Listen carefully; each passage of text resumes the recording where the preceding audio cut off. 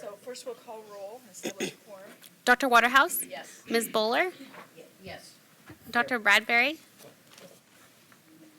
Absent. Ms. Laredo? Here. Ms. Mancuso? Ms. Mancuso, for the record, can you confirm the location that you're calling in from? 2940 East First Street, East LA. Thank you. Dr. Noland? Yes. Dr. Nunez? Here. Ms. Yanis? Here. Ms. Yanis, can you confirm for the record that you're calling in from the same location of Ms. Mancuso? Yeah, 2940 East First Street, LA 90033. Thank you so much. We have a quorum. Thank you.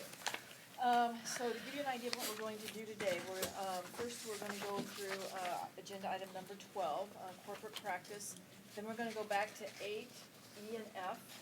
We can't hear anything. Sorry, my mic was not on, sorry. Okay, so what we're going to do today is we're going to do agenda item number 12, corporate practice. After that, we're going to go back to 8, E and F. For 8, B and C, we're going to do those at the end of the day if we have time. And so then after 8, E and F, then we'll proceed down through agenda items 13 and so on. So first thing is agenda item number 12, corporate practice. And I think Tara's going to kind of give us an introduction. Sorry, I didn't introduce the public. So let's do introductions. If it's voluntary, but please.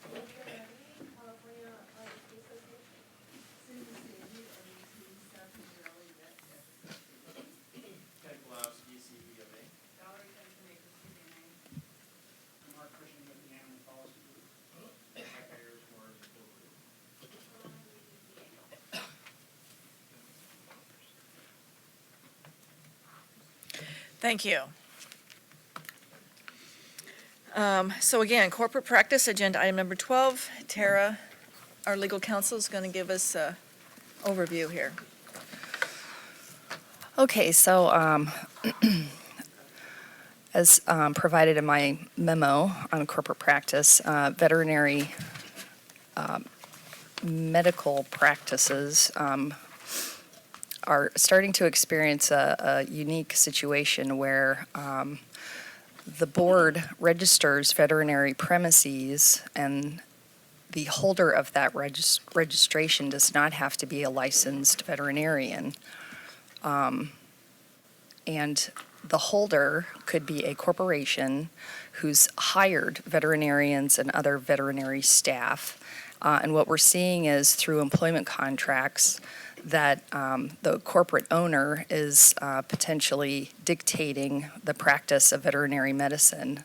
And this looks like requiring the veterinary staff to push certain packages, veterinary packages for puppy care or senior care, whether or not the animal actually needs that package. The staff is compensated for the number of packages that they sell, also being restricted to the different kinds of medicine and treatment available. Some of the corporations are requiring the veterinarians to only prescribe certain brands of medicine. So my memo discusses the history of the corporate practice ban. And generally speaking, that ban is to protect the consumers, to make sure that the health care they're receiving is performed by an educated, experienced, licensed individual, not a corporation whose bottom line is typically the dollar. So what this memo goes through is just ways to address the corporate practice of veterinary medicine. This I've got proposed legislation here and regulations, which is not intended to necessarily undo the corporate ownership of the premises at which veterinary medicine is practiced, but it is intended to draw a very bright line between the corporate ownership and cutting off the corporate practice so that veterinarians and other veterinary staff are able to properly perform healthcare services on animals. So all of this is just for the board's consideration. I think that's about it. Are there any public members who would like to address the board?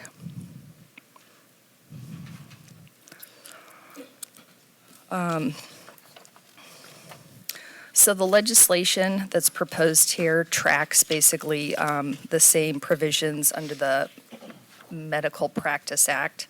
And so for medicine, you've got clinic owners who can be a corporation, and then the corporation employs doctors and other healing arts professionals. And so under the Medicine Practice Act, it also provides a bright line as to where the corporate ownership and involvement stops and where the practice of medicine begins. So I felt it unnecessary to recreate the wheel. So this legislation largely just tracks those provisions for clinics versus licensed practice. And then on the proposed regulations here, it's aimed at management services organizations. These are organizations that offer administrative management of veterinary practices. So they're ordering supplies and medicines, and they're tracking salaries and making payments for the employees. The problem there is that if the corporation owns the practice and is no longer able to dictate what products are being pushed to the consumers for their animals, a loophole could effectively be a management services organization. So I checked around and I looked at Texas law to see what they were doing with respect to this. And the Texas Administrative Code provisions regarding management services organization is pretty well thought out, and the proposed regulations here pretty much track the Texas code and would authorize the board to have access to corporate records and some of these contracts to make sure that the employees of the corporation are not unduly limited in their ability to practice medicine based upon the mandate by the corporation to use specific services and products on the animals. So do any of the board members have questions or comments? Dr. Nunez. First of all, I'm very impressed that you cited case law from 1905.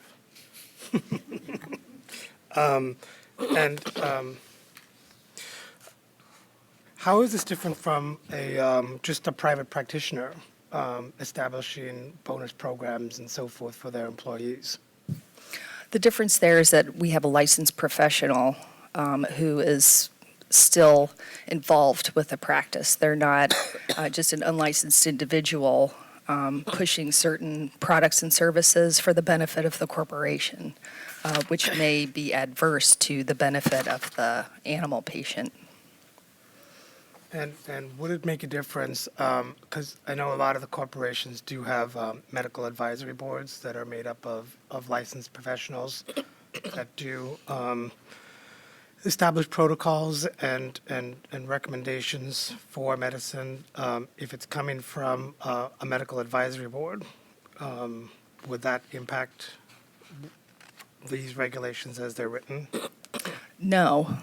they're not intended to. The point here is, there might be protocols that are established by the corporation, but the actual practice and decision-making and diagnosis is left to the licensed professional, the veterinarian.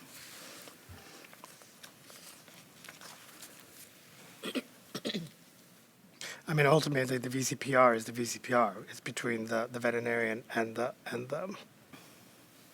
patient. So, Right. I guess you'd have to find proof that the veterinarian would have made a different decision on their own had it been for the recommendations or motivations provided by the corporation.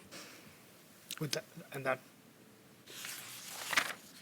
be difficult in an enforcement environment? Well, no, because, in investigating an allegation that the corporation is practicing medicine, an interview would take place with the licensee, and the licensee would be saying, well, I would have treated the animal with this product, but because of my employment contract with the corporation, I was required to only use this other product, which is the only product that is being supplied at the facility. So, enforcement wouldn't be a problem because we actually would have human licensees potentially providing information.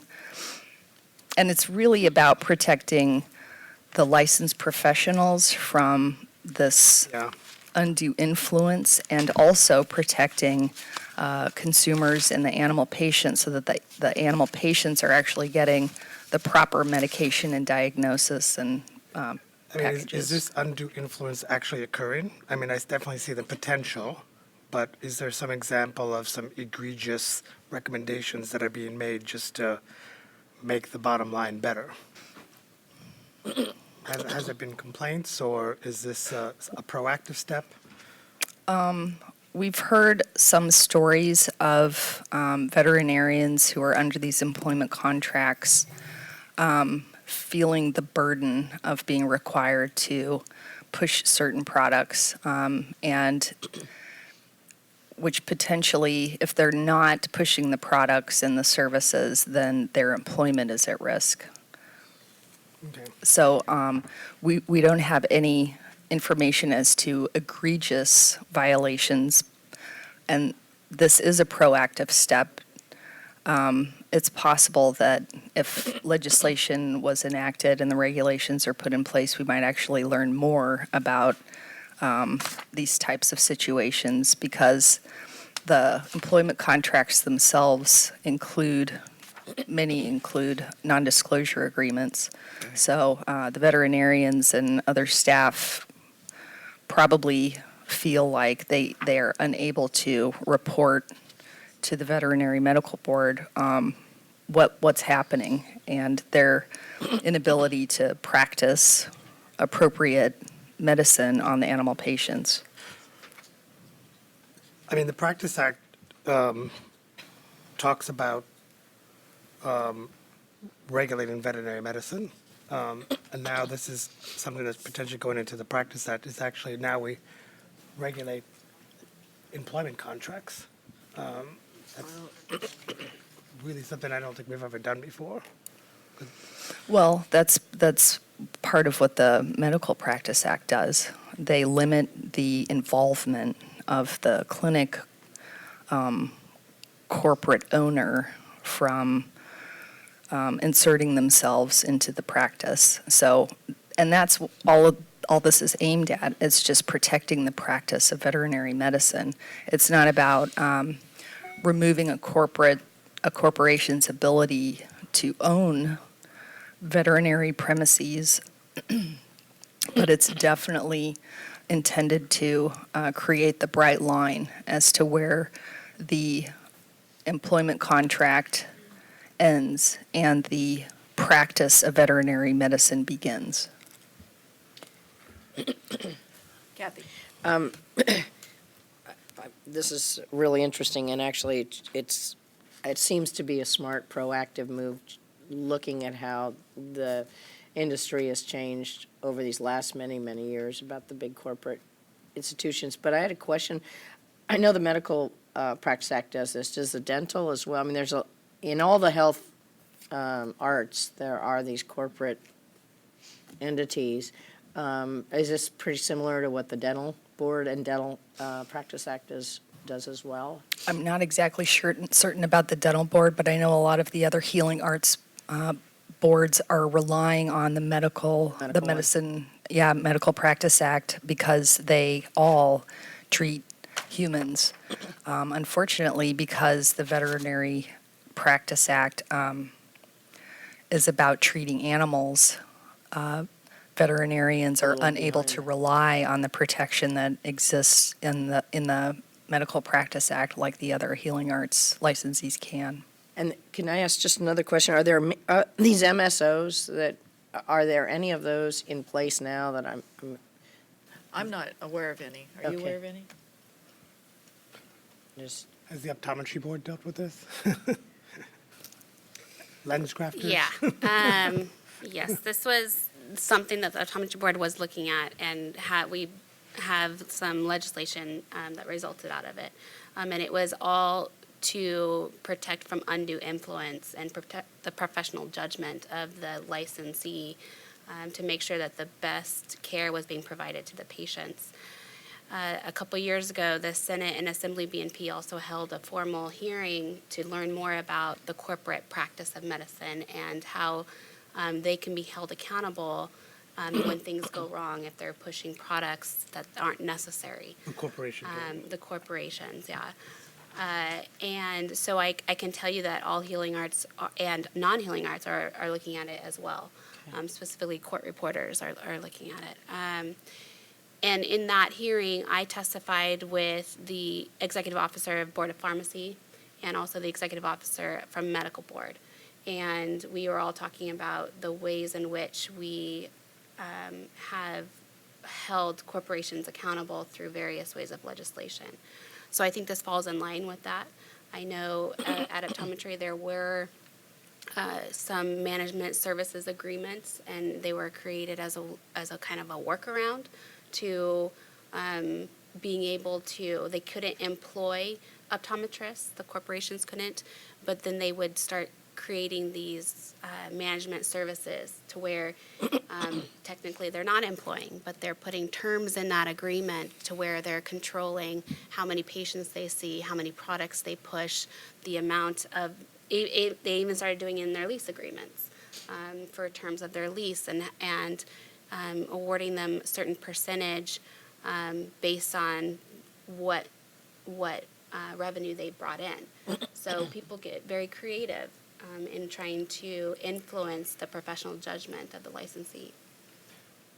So it sounds like you did it the other way. You enacted legislation that held corporations accountable for any things that went wrong, as opposed to preventing the corporation from having influence. So to clarify, for the corporations, if they are influencing or in any way controlling the practice, then that we deem that as unlicensed activity, to where we can take action because we had defined it optometry for controlling the practice at any time. So we did look at that as unlicensed practice. The difficulty when it comes to enforcing that, however, is it happens all behind the scenes. And when you have employment contracts and the licensees start feeling influenced, and so the concern is they either do it and don't tell anybody, because then they're allowing their professional judgment to be influenced to keep their job. So if that came to us, we would be concerned. So they look at some discipline, or they just don't, or they get fired because they don't meet a quota. But those complaints don't come to the board because they're at fear of getting in trouble. At the same time, the consumers don't know what happens behind the scenes. All they know is they get this prescription from their veterinarian or their healthcare professional, and they don't know that it could have been influenced by other means, not in the best interest of their animal. So as the Practice Act is written right now, if a veterinarian complains that they're being told what to do, could they report unlicensed activity to the board, and would the board take action? Could the Well, board? every case it's case by case basis, and it depends on what evidence that we have. If they are trying to control a practice or do practice of medicine without taking action, we can. The problem is you have very little enforcement teeth when it comes to unlicensed activity. The highest citation you can do right now in statute, unless you have another statute, which optometry ended up doing, the cap for a citation on unlicensed activity is $5,000. When you look at a corporation, it's a multi-billion-dollar corporation, a $5,000 citation it's not really an incentive for compliance. And that's what a citation is supposed to do. It's not supposed to penalize, it's supposed to incentivize compliance. When you have, at optometry, for example, you had corporations who were making $1 million a year per location that they had, and they had 20 locations, a $5,000 citation it's more economically sound for them to continue practice unlicensed because they make more money that way. Which is the cost of business then. Right. So what optometry ended up doing is they got a statute that allows them to cite up to $50,000 for unlicensed activity, or if they violated certain provisions of that statute. So I mean, there's options, but it's certainly something that all, I think, licensed regulatory boards are looking at for the corporate practice. So give me an idea of how this would work. We kind of would enforce this through inspections then? When they do an inspection on a certain hospital that's owned by a corporation, you're going to ask for employment agreements, or what's the plan? Right, the legislation, the proposed legislation would authorize the board to receive any information the board deems is reasonably necessary for the enforcement. Right, so it gives you the Yeah, that's capability of important. doing that, but on a day-to-day basis, how are you enforcing this? Well- Every time they do an inspection, are they going to ask for employment agreements? Or I guess they could, if they knew that it was a corporate owner and a potential practice of veterinary medicine issue, they could. Otherwise, it would be reports from the licensees themselves. on complaints? Right. Jennifer? Well, I think we're still discussing. All right, I just had a comment because I've always been a big fan of being proactive, and we've said before, just because the board isn't receiving complaints doesn't mean that these things aren't happening. So I think we are walking the fine line of where we don't want corporations telling veterinarians how to treat patients. We don't want to walk into telling corporations how to run a business. So I think Tara did a great job of fleshing that out, and you did a good job. Good job, Tara. Yeah. Jennifer. Dr. Nolan? When I first read this, I kind of chuckled because I communicate with a fair number of recent graduates. And this isn't, it's not uncommon for a recent graduate to feel pressured by a clinic owner, whether it's a corporate owner or not be able to practice the kind of medicine they have been trained to do. And so it's not uncommon for a recent graduate to be uncomfortable in a practice and go to another practice 2 or 3 or 4 times, because, before they feel like they've found their right fit. So it gets it's to me, it's not as simple as it's one entity, a corporation that's, supposedly doing this. I mean, we've all been in that situation where you just purchase a large piece of equipment and you go, okay, we're going to have to use this now, so if it's appropriate, please consider using it. It's not in our wheelhouse before, so we're not used to using it, so we have to think something different. When you're a practice owner, that's what you do to try to justify new technologies and to keep going. So I'm uncomfortable with this whole idea of how to regulate that, because I think the problem is universal and incumbent upon new graduates having training that is going to be different than practice owners that are hiring them. So Dr. Noland comes from a large animal background, and I can tell you, coming from a small animal background, that I know many colleagues who have worked for corporations who were told, how to practice. They were told which drugs they can use, which drugs they can't use, and it was onerous. But do you know of other instances in small animal practices where it is a solitary owner that hires several veterinarians that does the same thing? But it's not, yes, they may, especially a new graduate, they may direct them more, but it's a different level of responsibility. It's a different level of, yeah, Jessica. So that topic actually came up a lot when we were dealing with it at optometry, and there's a lot of new grads too who don't want to run their own practice. They want to go to and work with these corporations, so they handle all of the business side of it, and all they want to do is see patients. So I think that there should be a way for them to do that and feel like they're not being influenced or their medical judgment is changed. I think the huge difference, because yes, you absolutely can go to where you go and work for a licensed professional and feel unduly influenced at the same time. I think the key difference there is as far it goes as to enforcement.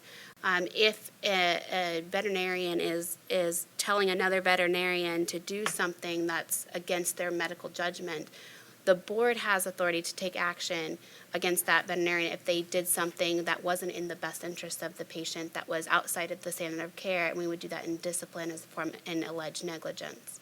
I think that right now, because we have enforcement ability, if a licensed professional was influencing another licensed professional, I think that's where our piece is missing right now for the corporations.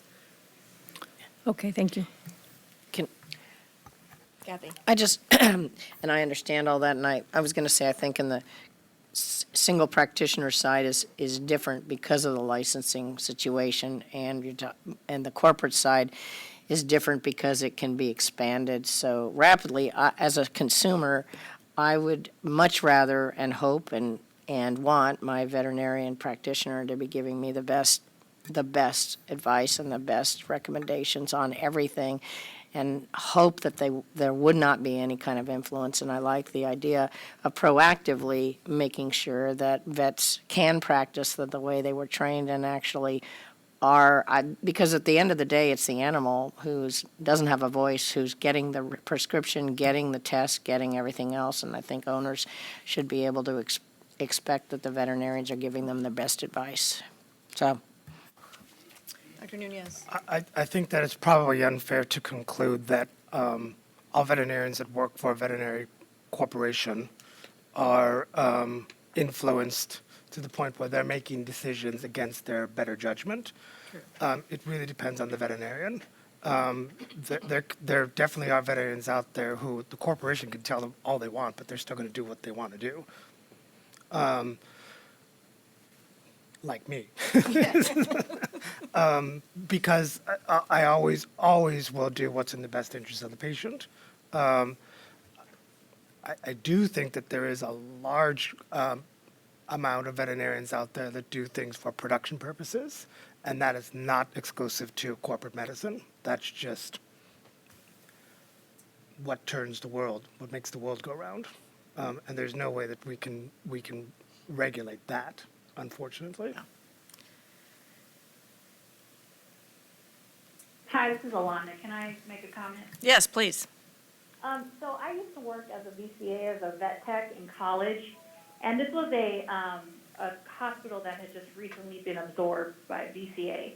And there was clearly, actually a lot of staff quit because of the quotas that were being pressed upon not only the vets, but the techs as well. I came in kind of after the fact, right? But it was really clear that there was a new way of practicing medicine at this clinic, and a lot of people weren't happy with it. So I actually really appreciate this policy that Tara's brought forward, and I think it will only be helpful. Thank you. Judy, do you want to say anything? Yeah, I concur. I mean, we need the protection as a consumer, and, the animal is just good to have. Sure, not all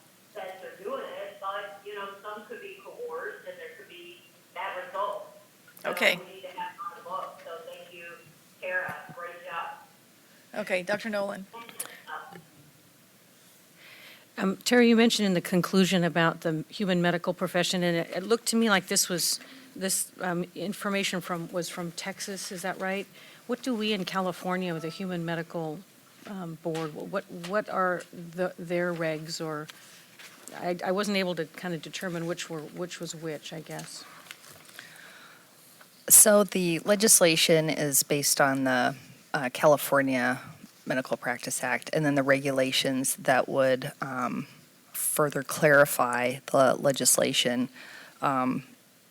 That's based on the Texas regulations. I'm not well versed in the medical practice regulations themselves, but this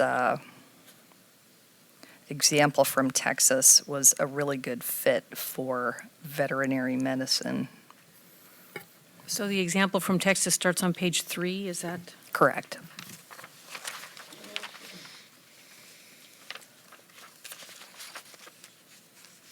To your knowledge, have any other states jumped into this? I have not done a full exploration of the 50 states and to see how they're addressing these issues.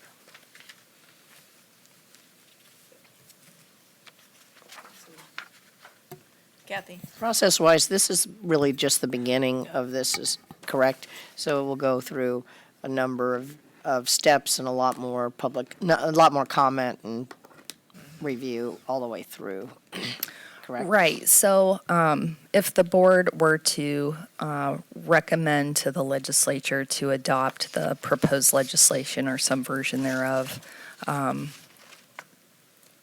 it would go through a public process at the legislative level. And then as far as the regulations go, that is also subject to a public process as we normally do with rulemaking. So if the board decided to take action on this today, to start moving the legislation recommendation forward and begin the rulemaking process for the regulations, I think the regulation should come after the legislation is enacted. But at least there's an idea of how the regulations could clarify the legislation if it goes through.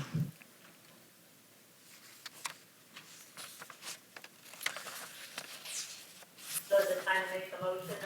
Because I'll make one that we move to the rulemaking file. Is there a second? I'll second it, this is the one. It's time for more talk. Yes. Okay, so we have a motion second. Now we can have more discussion. Can I clarify the motion before we move on real quick? What we would potentially want to do if you're in favor of moving something forward is you would want to move to recommend the legislative proposals provided in item 12. And then if that is successful, then later you would move to begin the rulemaking process for the proposed regulations. So right now, it would just be recommending legislative proposals. That's fine, whatever you said, yes.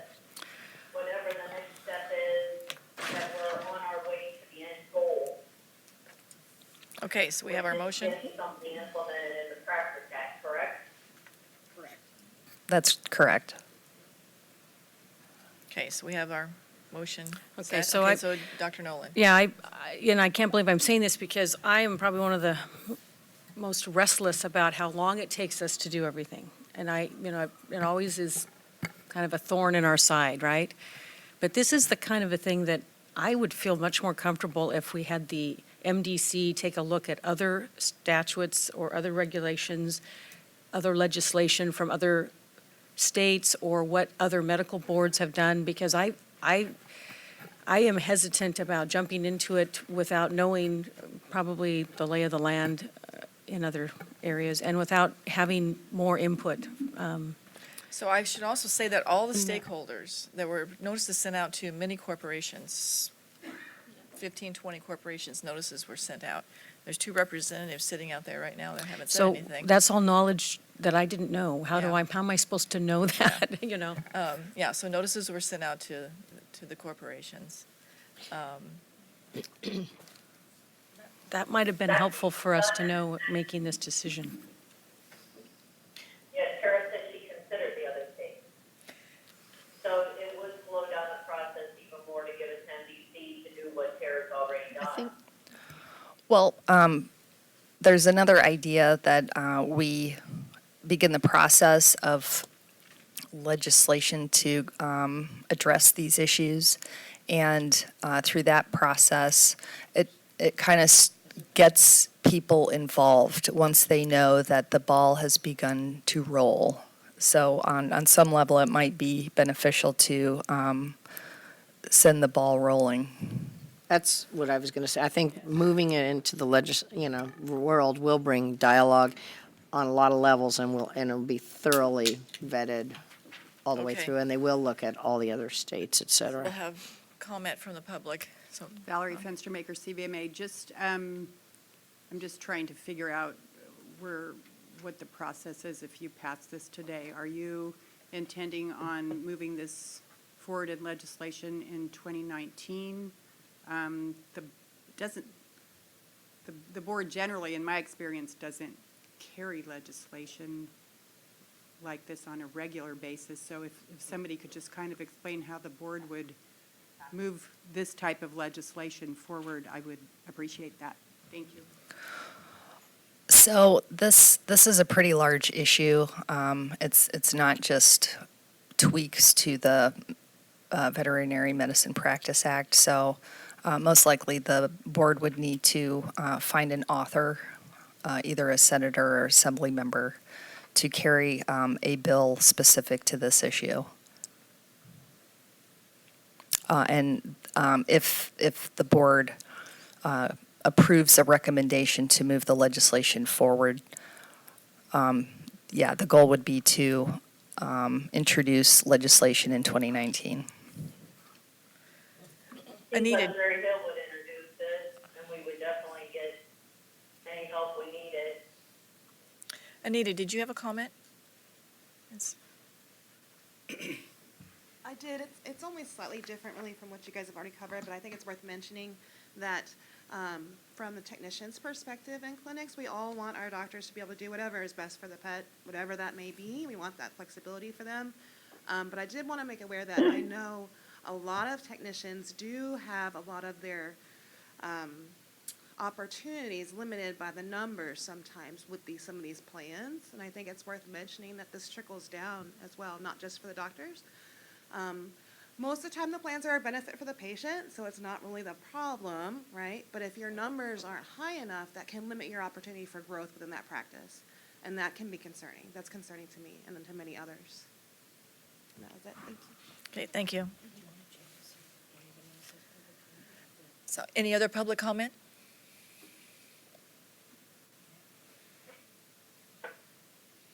Okay, so we have a motion and a second. Can we clarify the motion? Judy, would you like me to restate the motion? The motion would be to recommend to the California Legislature introduction of the proposed legislation to address the corporate practice of veterinary medicine as located in the meeting materials on item 12, pages 1 through 2.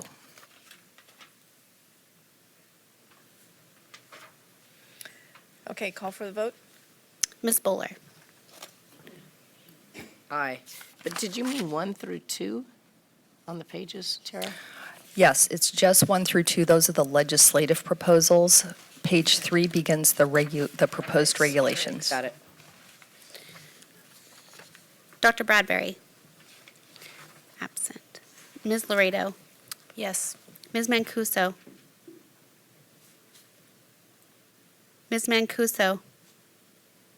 Judy? Yes. Dr. Noland? No. Dr. Nunez? Abstain. Ms. Yanis? Yes. Dr. Waterhouse? Yes. We have 5, motion carries. Motion carries, thank you. So to 8E, and Jessica's going to discuss this one.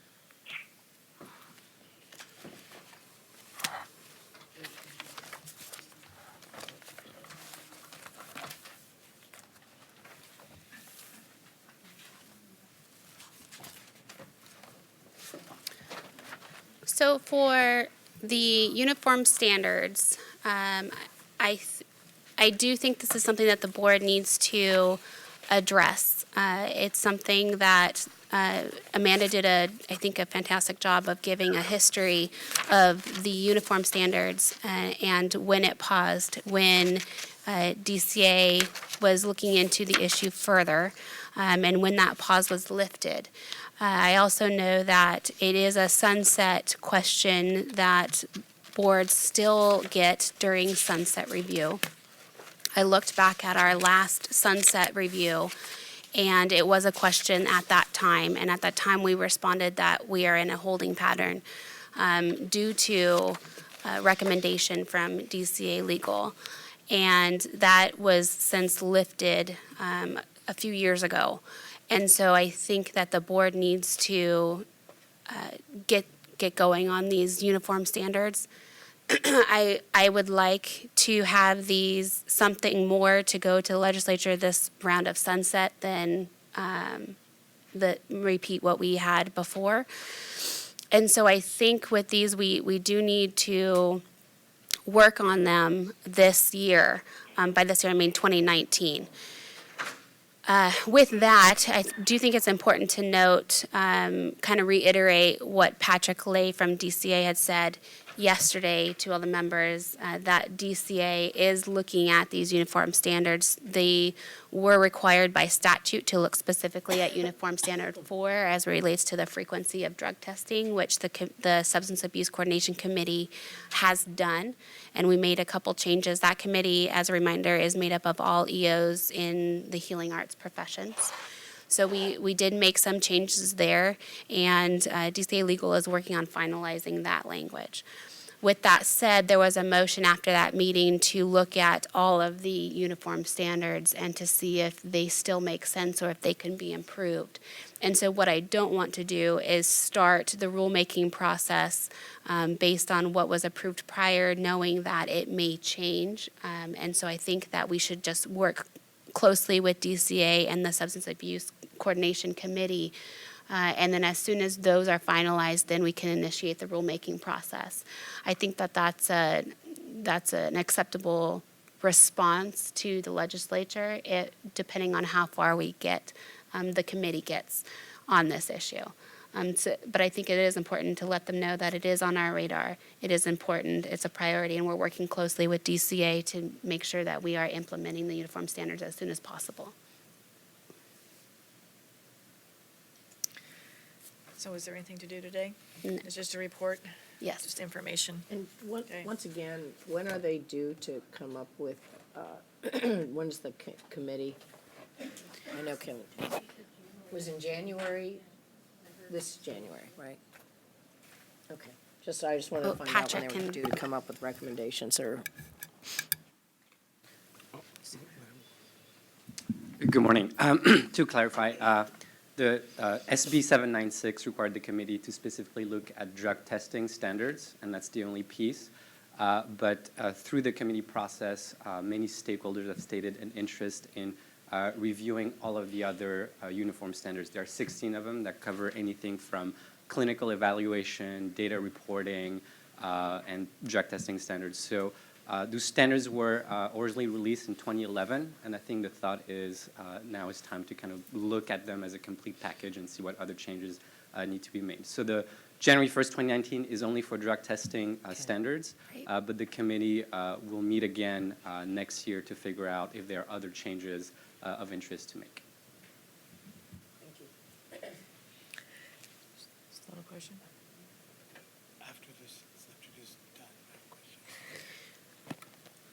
have one more on this item, and maybe not for a discussion today, but perhaps something for the members to look at as we go forward with this. And that's really looking at what triggers a substance abusing licensee, because there's a difference between someone who has demonstrated poor judgment and had a DUI, but I think there's different circumstances surrounding a DUI. You could have a DUI that happens one time on a Saturday night on the way home from a wedding. That is very different to me than a person who has a blood alcohol level of 0.20. If they have kids in the car, it's during the day, or there's damage to other vehicles. There's a lot of other aspects to look at it, and depending on how you define a substance abusing licensee is what triggers these uniform standards. The uniform standards are met for those who are experiencing issues with substance abuse. The three options back in 2011 that DCA Legal came out with for the boards to implement through regulation was you can use a presumption language to where if they're placed on probation or disciplined for reasons involving substance use, there's a presumption that they are a substance abusing licensee and they automatically get hit with the uniform standards. You have another option, which was the clinical diagnostic evaluation, which I believe this board approved in 2015. Amanda can correct me if I'm wrong, but I think that was what the board had opted to do, is use the option of clinical diagnostic evaluation. So the respondent would undergo a clinical diagnostic evaluation from a healthcare professional. If the diagnosis was that they were a substance abusing licensee, that would trigger the uniform standards. The other option is to go to hearing. It was a prove-up option to where we would go to hearing. An ALJ who is not trained necessarily in substance abuse would hear the respondent, hear all the testimony, and decide whether or not this person is a substance abuser, and that would trigger the uniform standards. It is not consistent throughout DCA of how these standards are applied.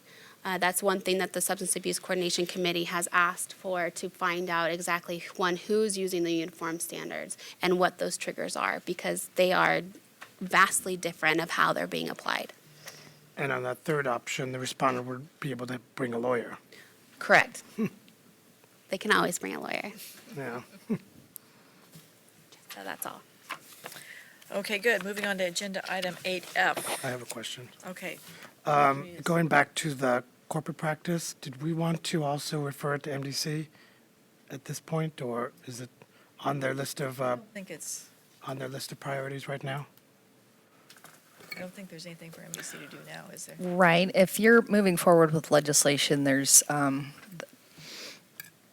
really nothing to review at this point for MDC, because the regulations would just be on hold, and it just depends on whether or not the legislature agreed with the need to enact legislation to address these issues. But to Dr. Nolan's point, there may be some issues that we haven't considered yet. I don't see a need to go to MDC at all. We know what Judy's Carol opinion already is. did the work, so. So it's up to the board if you want to move to send the corporate practice issue to the MDC. I thought we already had a first, second, and we voted, and everybody voted, and it's done, and we've moved on to other agenda items. We don't normally go back and redo. Kathy? Yeah, we have, Judy, and I agree with you. But the other thing also about the MDC is the fact that outreach was done to a lot of corporations, and this was more of an informational hearing today, and we did not get any responses. I don't know that the MDC would as well. So it seems like today, I'm glad that you mentioned that we had sent notices to all the various corporations involved, and I'm glad at least a couple came, but they didn't speak, or one came, I should say. But I think at the point, once it moves into legislation, there'll be plenty of input. I want to clarify one thing. We did get one response from a corporation, but they are not in California yet. They are interested in coming in, so they have been following it closely. So I offered to send out the webcast to them as soon as it's posted on our website. Dr. Nolan? Yes, public, there'll be tons of public comment at the legislative level, and that's when everybody gets their chance to lobby. VCA, Banfield, and all the others can then weigh in at that point. Okay, thank you, Judy. I think that we've done our due diligence at this point. Dr. Noland? Okay. Okay, 8F, regarding our fee increases. Jessica? Yeah. I'm sorry, Amanda, you're gonna? Okay, Amanda, your turn. Okay, so the fees were originally an emergency regulatory package, and they were approved March 5th of this year. And when you file an emergency regulatory package, you then have to follow up with a full regulatory package. So the full regulatory package is at the end of the comment period. It will close on November 26th. And so what I have in here is the comments received to date. That includes the initial comments from the emergency package approved March 5th, the full comment period, and then the two extensions I did to the emergency package as well. So a lot of the comments were similar in nature, so I went through and aggregated the comments. The reason they're before you today is when we develop the full regulatory package after it proceeds through the initial phase, we then go through and do a final review phase with DCA, and I have to present what we call a final statement of reasons, and it gives us an opportunity to address all the comments we've received. So that's why it's before you today. All the comments I've received thus far, I have provided a response that I think is appropriate, but it's ultimately up to the board how you would like me to respond in the FSR to make sure that everything is adequately addressed. So if you like, we can go through them, and if you have any questions, please feel free to ask. Starting question. The handout, is that different from what was in our book packet? Like Yeah. our newer, Yeah, so- newer responses and newer? So the actual Okay. handout I put on your desk, and that's also over there, my memo, it's a little bit more updated. Okay. The comments following that are still the same, but the memo itself was updated as opposed to what was included in the board packets. Okay. Well, I think you did a great job of laying this out, so. Thank you. Yeah, it's really helpful. I did want to make a note that the recommended response to comment 6 was added to. So that one did change to add the that last in the new paragraph on page 6. Oh, Page 6. The updates were also posted online, so they're available as well. okay. Let's see. And then if you'd like, so it's not a verbatim of the comments per se, so as I mentioned, they are aggregated, but if you would like to see the actual comments, they are followed behind the memo as well. So starting with comment 1, essentially, it was that the board isn't meeting the projected amount of VACSP applicants than originally anticipated. And because of that, there's a lack of revenue, and this is why we are currently experiencing a shortfall. My recommended response was, even though the number of applicants has not met the anticipated volume, it's not necessarily due to a board overestimation. The veterinary profession has been slower to adopt this new license type, but the board still is continuing to see a high volume of VACSP applications. It's increasing regularly. And then per Business and Professions Code, the VACSP fee is already at a statutory cap and can't be increased further. So that was one of the other comments, was to increase that VACSP fee, but because of the statutory cap, we're unable to.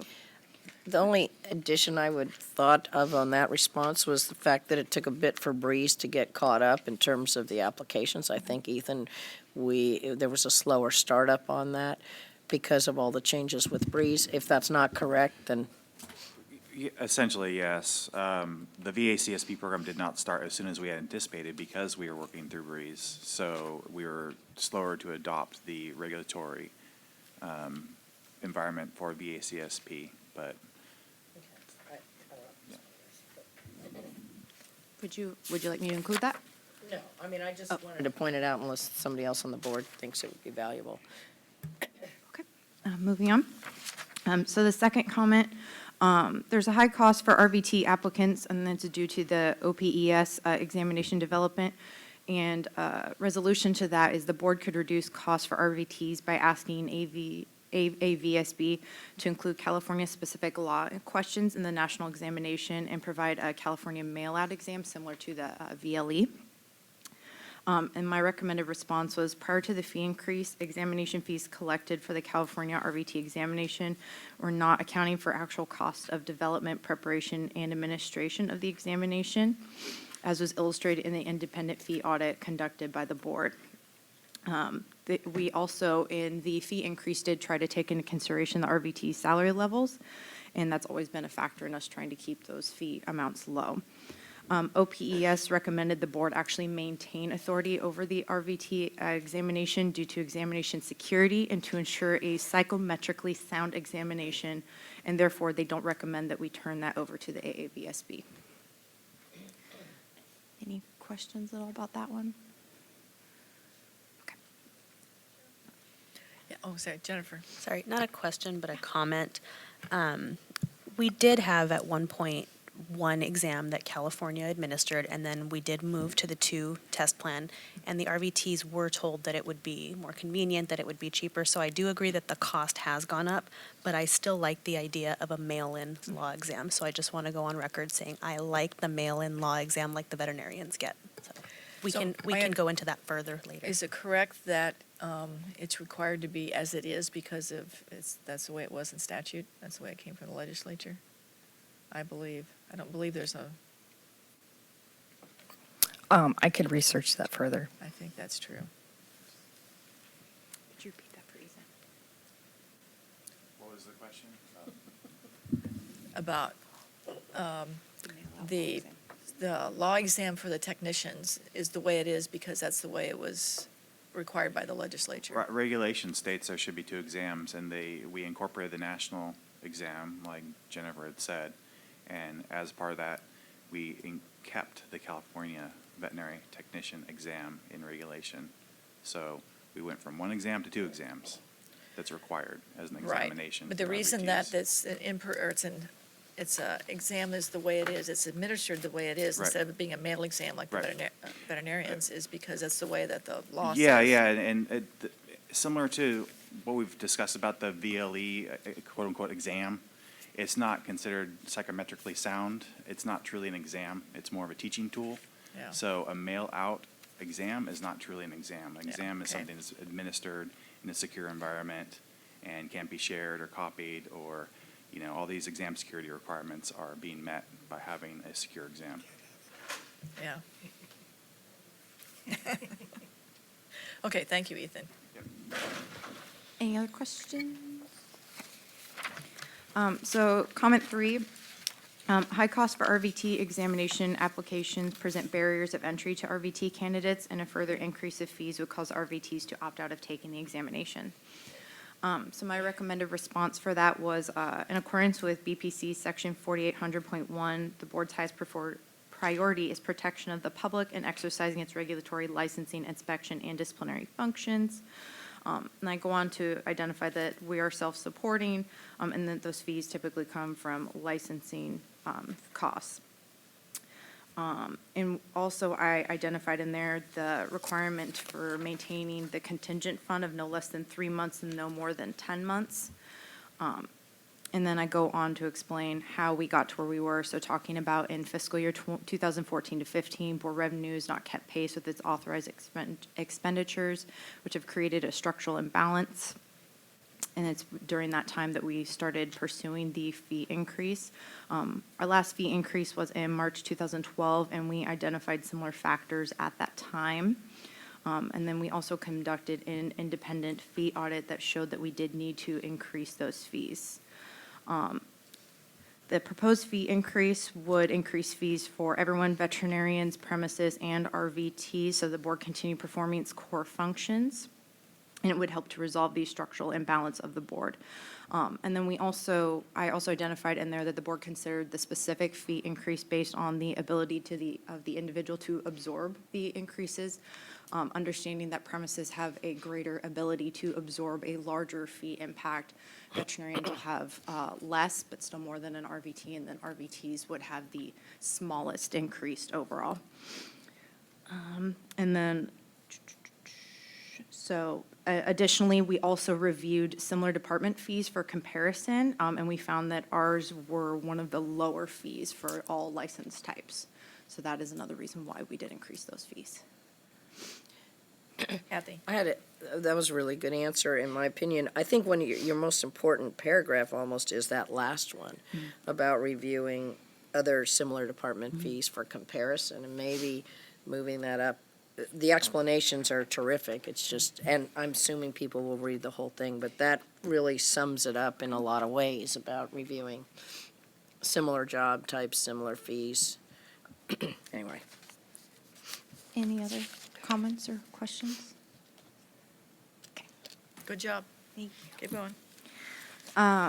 So comment number 4, premises have a greater means of bearing the additional costs associated with the fee increase in RVTs. Increasing cost of premise permits by an additional $12 annually would generate the same amount of revenue as the proposed RVT fee increase. My response to that one was relatively short. The premises fees are at a statutory cap, and we can't increase that further without a legislative bill. So there's no way for them to adjust any additional fees.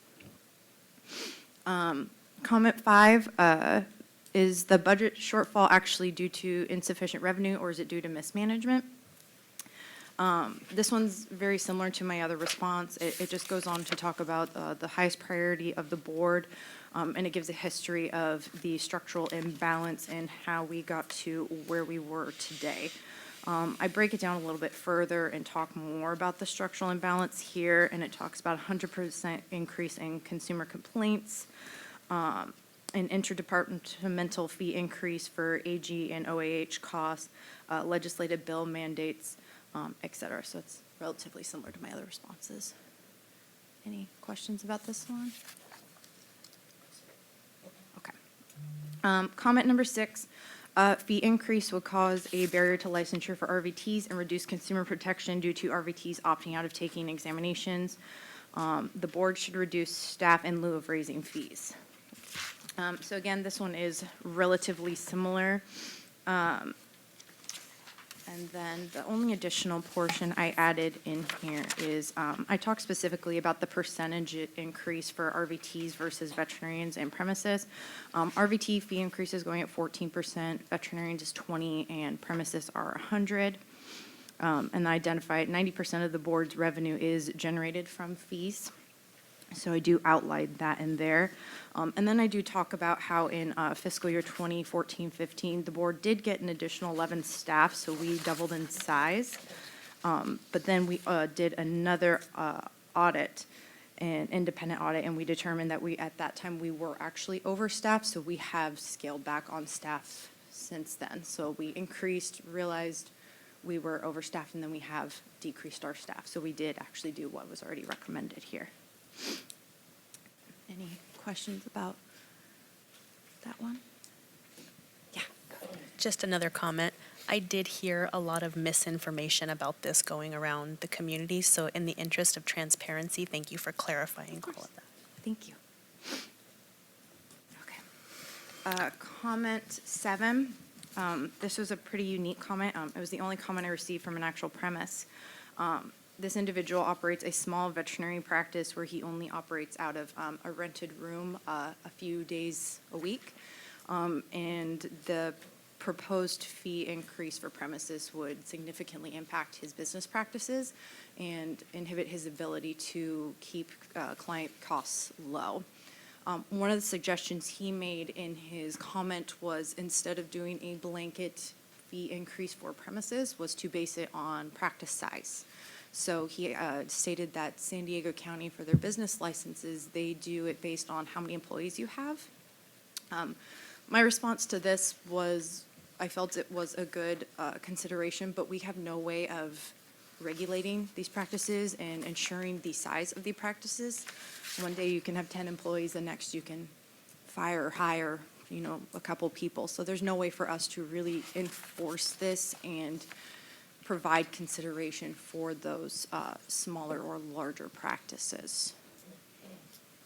So that's it. Is there any?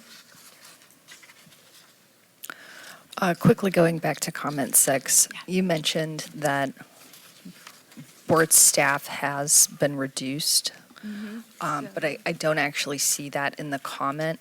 And before the board approves these comments or responses, I'm wondering if we should just add a statement that really makes clear that the board staff has actually decreased. Because I think that actually really goes to the heart of that second question of whether the board should reduce staff in lieu of raising fees. Because as you stated, the board already has reduced staff. I believe I researched that and just failed to actually put that in there, so. Amanda, can I actually get clarification on that? Were those permanent staff or were they limited term? They were limited term staff, so we were approved for some permanent staff and some limited term. So when the limited term positions ended instead of renewing those positions, we opted to eliminate them, so.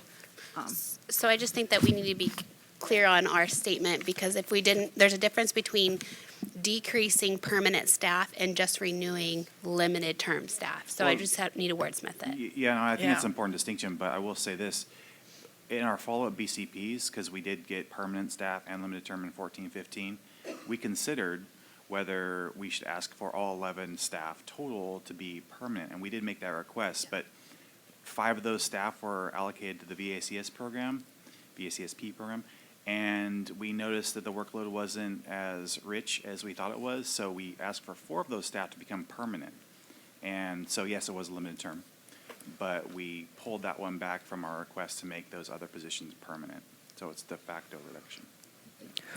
Okay, so I would just like to recommend that this discussion be added to the end of comment 6, so it just is clear, and that way we don't need to wordsmith anything, but we can just add that additional information as a response. No problem, okay. So can I ask, what is the current permanent staff number right now? I believe it's 22.7, somewhere in that neighborhood. Something like that. Yeah, it's give or take a half a staff member, yeah. I actually have the org chart right here. It's 20.7, and then we have a .06 position that we're paying out of a blanket. But we also have, that equates to 24 bodies. .06, how much do they work? Not much. They're very small, very skinny. Okay, so do we need a motion to approve this? What? I'll motion to approve it. I think it's well done with the addition of the conversation that we just had on the answer to question 6. Okay. It would be clearer if you were able to say how many of those 11 staff backed away too. And I'll second it and We have a motion and a applaud you. second. Any other discussion? Any comments from the public? Okay, call for the vote. Ms. Bowler? Aye. Dr. Bradbury, absent. Ms. Laredo? Yes. Ms. Mancuso? Ms. Mancuso? Is that a yes? Judy? Judy? Can you hear me? Yes? Now We can hear you now. Are you voting yes? Yes. Okay. Dr. Noland? Yes. Dr. Nunez? Yes. Ms. Yanis? Yes. Dr. Waterhouse? Yes. Motion carries. Okay, let's take a very quick bathroom break, 10 minutes, and we'll come back.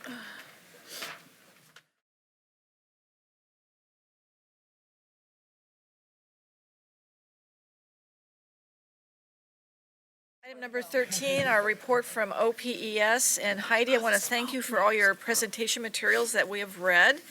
And I think unless the board has questions, can we just jump right to the comparison study and the options at the end of the report? Does the board have any questions?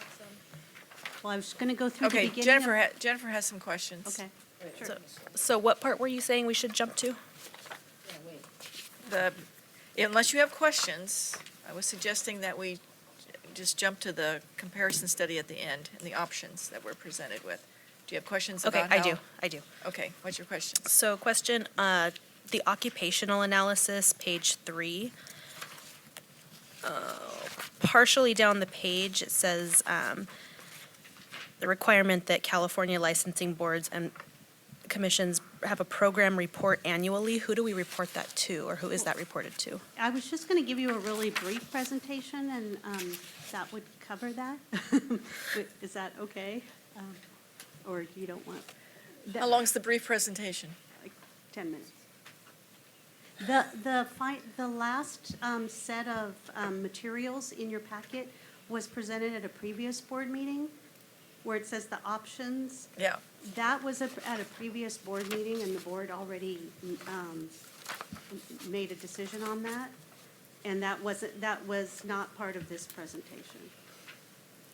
Okay. And you think the presentation is going to answer the questions that she's She just posed? asked, yeah. Okay. So we don't have to, there's no action item for this presentation. Okay. I'll just go through briefly and that hopefully answer your question about that. What you're referring to is, so first, good morning. I'm Heidi Linzer from the Office of Professional Examination Services. We provide consulting services. Heidi, I'm just going to ask that you speak directly sorry. into the mic so the people. I'm Heidi Thank you. Linzer with Office of Professional Examination Services. We provide professional consulting services in examinations, validation and development for DCAs, boards, bureaus, and committees. So Jennifer, what you were asking about was, I believe, Business and Professions Code 139. And that requires that boards conduct an occupational analysis for every examination every 5 to 7 years, and the boards submit a report every year indicating the status of their occupational analysis and their exam development to the legislature. So part of that also required that OPS develop a policy, a validation policy for DCA licensing programs. So, and that policy is developed, and we follow that policy to update boards' examinations. And the principles and standards that are required for licensure also require that evidence of validity based on test content requires a thorough and explicit definition of the content domain of interest. So that's basically the reason for the occupational analysis, is we have to have a thorough definition of the content of a licensure exam. It's to make sure that it's not testing on arbitrary things, but things that are important for practice. And the other thing that's important is the link between the test content and job content must be demonstrated. So after we develop the occupational analysis, we use that to develop the test questions. And the other important thing is that we use subject matter experts, or SMEs, licensees, in all areas of the process. And your board's done a really good job getting us SMEs for all of the workshops that we do for you. So licensure exams need to provide a reliable method for identifying practitioners who are able to practice safely and competently. And that's the big picture. The whole purpose of licensing is why we're here, is to identify those who can practice from those who cannot. And so licensure examinations must be developed to do that. And to be fair, they need to focus on entry-level tasks and knowledge important for public protection. So the way that we determine what those actual tasks and knowledge are is through this occupational analysis process.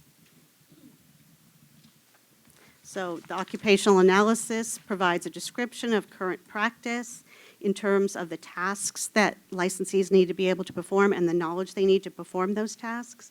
It can also make sure that there are not artificial barriers to licensure, that you're not testing people on things that they don't need to know. And once we have the detailed description of practice, we can evaluate licensure requirements to ensure that they're congruent with the entry-level competencies.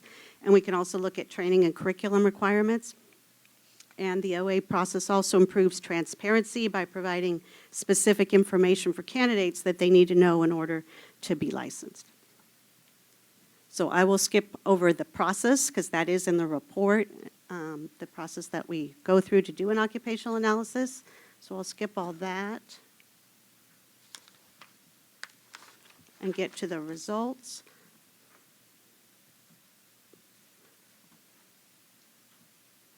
So the RVT OA was conducted in 2016. And one of the results of the OA is the specification of the weights for various content sections of the examination. So this diagram shows that there were 9 content areas identified as part of the description of RVT practice. So when we do the California OA, we look at the entire scope of RVT practice. We don't just focus on the CRVT, California-specific examination. We look at the scope of the entire practice as if we were going to develop a California exam for RVTs. And the weights of these were determined by the results of the occupational analysis. We sent surveys out to to practicing RVTs and asked them to rate how important the tasks and knowledges were for practice. So those weights are reviewed by a group of subject matter experts, and they use their judgment to decide if the weights, they thought the weights best represented practice. They made a few tweaks, but basically they accepted the results from the survey. So then we use this information to conduct what we call a linkage study. The linkage study compares the California-specific occupational analysis to the national occupational I have a analysis. question for the Sure. previous slide. Can you go back to the previous slide? Yes. Are those 9 standards consistent for every year, or are they different every time you do this? We do it every 5 to 7 years. Yes. You mean the content areas? Yes. They usually stay pretty stable. Sometimes we change the name of them if we think we can make a better, a clearer, accurate name. But the weights often change. The weights Do change you a little recall 5 years ago what percentage dentistry was? bit. I don't. I don't have that at the top. You don't recall what happened 5 years ago? recall. Okay. I just wanted to say, I took the test in 2007. At that time, it was 4%. Okay. Thank you. Okay, so we do a linkage study. The linkage study was conducted in December of 2017. There was a delay between the California OA being completed and the linkage study because we're waiting for the VT&E to be updated. So during the linkage study, the SMEs performed a careful review of the tasks and knowledge from the California OA, and they compared them with the VT&E. And the RVTs determined that the content of the VT&E covered the majority of entry-level California RVT practice. However, what was not covered was California-specific laws, regulations, and practices. Very important focus on the practices. And so those tasks and knowledge that were not covered were identified as necessary for a California RVT examination. So essentially, we did the big OA saying all this is important, this is what RVTs in California do. Then we looked at the national and said this chunk is covered by the national, but there were still these little areas that were not covered, and they were not all laws and regs. There are practice-related areas that are only done in California. So due to the complexity of determining what was covered, we did an extra workshop, worked with the SMEs. We had to write some new tasks and knowledges, not tasks, but mostly knowledges, to pull out the specific areas that were only in California. So the revised California RVT examination outline consists of 6 content areas, and it's broken down by 16 tasks and 23 knowledge statements. And the entire examination outline is now available on the board's website. And this format that we're using now is different than the previous examination outline, which just had content areas and codes. This format better meets the requirements for testing industry standards. As I said before, the content domain of interest should be described thoroughly and explicitly, and having the tasks and knowledges is much more thorough and explicit than just having a list of codes as we had before. We have included the codes and reference materials on a separate reference list, so candidates will still have that information. I won't go through all the areas. Sure. Reporting? That's about pertain to reporting illegal activities and diseases. Okay. Okay. And so the final thing, in addition to the linkage study, we also reviewed the VT&E in terms of how it was developed. We looked at all these areas of it, the occupational analysis, how the passing score is determined, how they write their test questions, do they use SMEs, and we determined that the VT&E meets professional guidelines and testing standards, so we recommend that the board continue to use the VT&E along with the California RVT. And next steps have already happened. We've already released the new examination outline and the reference list. We have already reviewed a lot of the existing test questions based on the updated occupational analysis. We're developing new questions, and the new examination will begin in January 2019. We're going to start administering exams based on the new examination outline. That's what I have for you. Any questions? Yep, several questions. So the time frame we're releasing the new test, January 2019, we have next steps update candidate bulletin. The board did receive some concerns that the bulletin was inaccurate. Was that reviewed when this It analysis hasn't was gone done? out yet. The bulletin's going to go out in December. Okay. So we'll be working with the board to update that. Okay, and further into the report, on page 11, under the findings for passing scores, I just had a question. It's the SMEs were asked to determine out of 100 examinees how many would answer the question. How were they determining that? Was that an educated guess, or was that a study that was done? Well, that's the process called a modified Angoff to determine a licensure examination passing score. So the process involves the SMEs go through an exercise where they define what minimally acceptable competence is for practice, and they typically look at the job analysis, the tasks and knowledge for all of the description of practice, and develop as a group a sort of a picture of looking at this task, what would a highly qualified candidate do in a situation, what would a minimally acceptable candidate do, and what would a not qualified candidate do. So they go through that with several of the important tasks and knowledges so that they get in their mind, they sort of calibrate what is minimally acceptable competence. Then they typically take the examination without seeing what the correct answers are. So they look at the questions, and then they take the examination themselves to see how difficult or easy the questions are. Then they go back and go through each question and say, okay, how many minimally acceptable, competent practitioners would get this correct? Do I think would get this question correct? So it's an SME consensus judgment process. Okay, so kind of a group guesstimate based on their. So they each make an estimate, and then after that, they discuss their ratings. So if one person thought that 80% would get it correct and one thought that 20%, they have a discussion so they can hear each other's justifications, and typically they come to a closer consensus on that. And those ratings are used to determine the passing score. Okay, and then flipping to page 14, under candidate registration, accommodations and arrangements, does say that candidates can submit requests for accommodations to the AAVSB. Are there instructions on that? Because I Yes. have heard some concerns that the candidates who have accommodations in a program aren't able to carry that over because they have no guidance on how to go about that process. You're saying that they didn't have good instructions on their website? Yeah, Okay.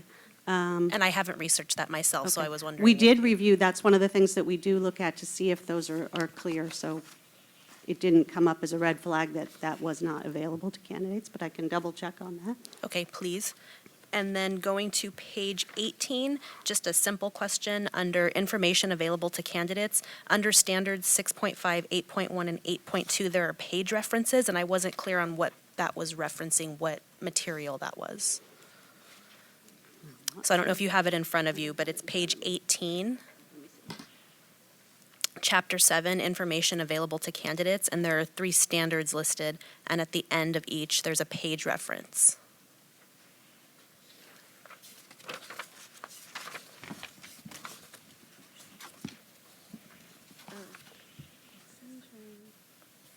Those are the pages from the standards. That's our book of standards. That's if you wanted to review the standards. The standards for blanking on the name. The Standards for Educational and Psychological Testing. Those are the page numbers of our standards book that we use.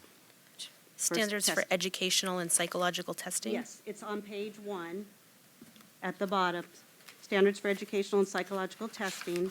So that's our Bible, if you will, for Okay. testing standards. So we pulled out the standards that we believe are relevant, and that's the page number if you wanted to find that in the Okay, standards. is that something that's available to the public and to all candidates, and where would they find that? It's, online. Online, They can okay. order that book. But what this book does is say, when you're developing an exam, you must meet these standards. So standard 6.5, that's how that book reads. It has standards that Okay. all tests should comply with. Okay. I can answer. That book is available on our website, the study book. And to your question on special accommodations, applicants are directed to the board to request their special accommodation. And the process is, at that point, we send them a form that they need to justify what they need and get essentially a doctor's note to ask for the special accommodation and why. And staff reviews that and grants it accordingly. A lot of times, because the national exam is completely separate from what we do, we don't regulate the national exam, they'll submit information that they were able to get accommodations for the national exam. And at that point, once we've granted a special accommodation, we send that information over to the PSI. They're the vendor who actually administers the exam, and we've done accommodations that include additional time, additional breaks, separate rooms, special equipment. We've had to purchase special equipment Okay. for folks before. Those were so the exact accommodations that I was asked about. Those are so- the accommodations yeah. we provide. Okay, so they're directed to our board to deal with that. Well, not for the That's- VT&E, right? The- She's no, asking about the VT&E is the national. The national, Yeah. we don't, Right. we accept the national scores, but we don't Right. run the VT&E exam for the Okay. California. But like I said, a lot of times both requests are similar for the Okay. national and the state, and they'll send whatever it is they got approved for the VT&E, they'll send that to us for our review and approval.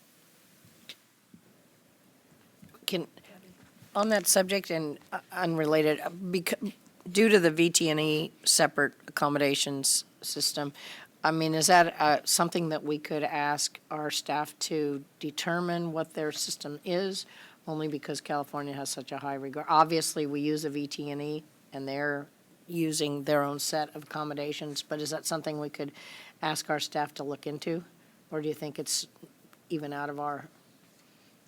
Well, the people who actually administer the exam, in our case, California uses PSI. No, I know It's a set- California, I'm just wondering about the administration of the VT&E with regard to special accommodations and how strong they serve, work with people that are asking for special accommodations, or is that out of the board's purview since we're California? Certainly an applicant can give us some feedback if they have issues. We could possibly advocate on their behalf, but we do certainly accept accommodations for California exams. Of course, yeah, okay, thank you. Any other questions? Any comments from the public?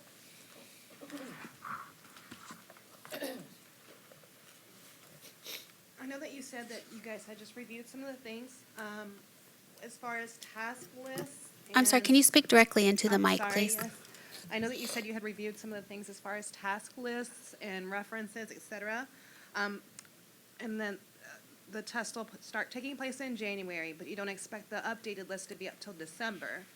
But currently, there's a lot of different references that are outside of the scope of RVTs in California and refer to human-related requirements.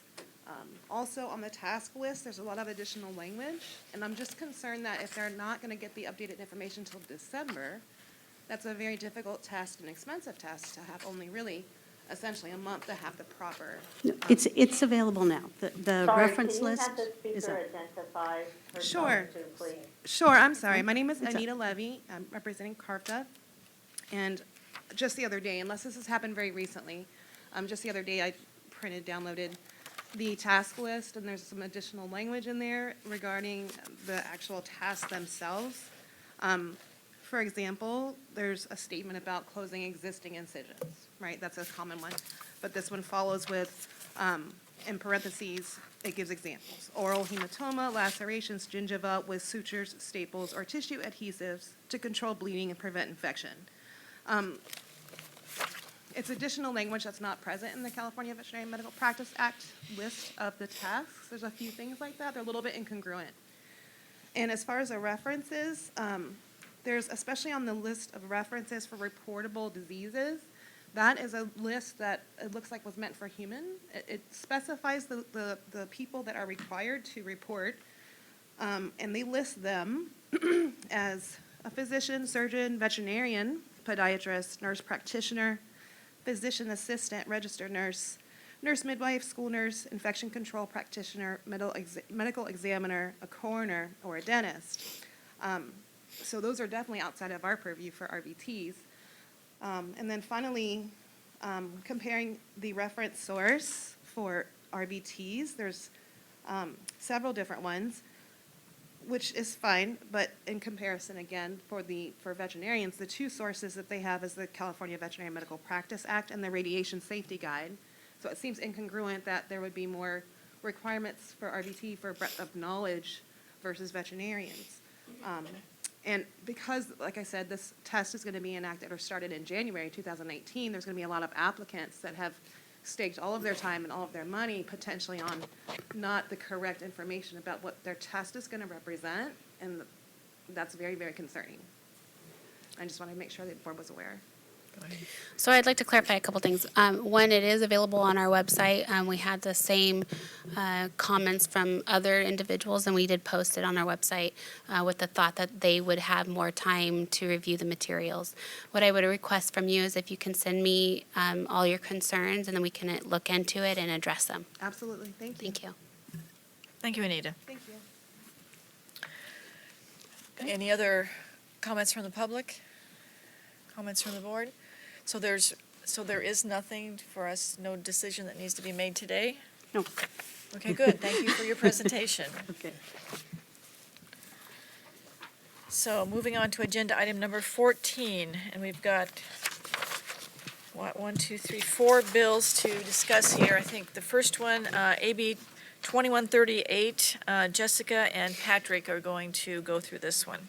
So, as you all know, 2018 was a very busy legislative session for our board.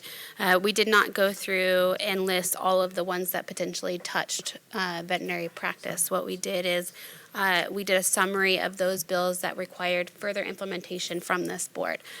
And so the first one that we listed was 2138. This impacted all healing arts boards. It changed various sections of the Business and Professions Codes as far as how we look at convictions on applications. Most notably, it removed the board's ability to look at not only the conviction that happened over 7 years ago, but also the underlying acts of the conviction. Without rehashing all the reasons why we are opposed to this bill, I think it's important to move forward and discuss how we're going to implement. And so with this, we provided regulatory impact, operational impact, and outreach efforts. One thing I'd like to note is for 2138, it does require some heavy lifting as far as the rulemaking is concerned. And since this is impacting all healing arts professions, it was a topic during the director's quarterly meeting. And the idea is to be as uniform as possible in the rulemaking since we are all impacted. And I know DCA is currently looking at that and providing guidance. They're actively involved in this process, and they understand the impacts of the board, and they're doing their best to assist us with that process.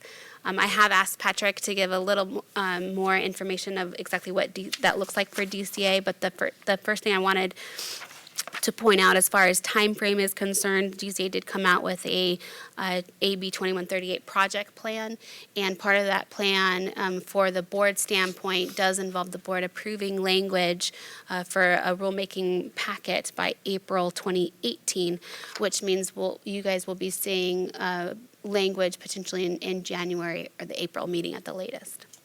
So Patrick, would you mind just sharing a little more information of DCA standpoint?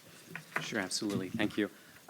First of all, understanding that this is a really an important bill that has far-reaching implications for nearly all of the DCA boards. So to any extent that we can be of a resource to the VetMed board, please feel free to reach out at any time.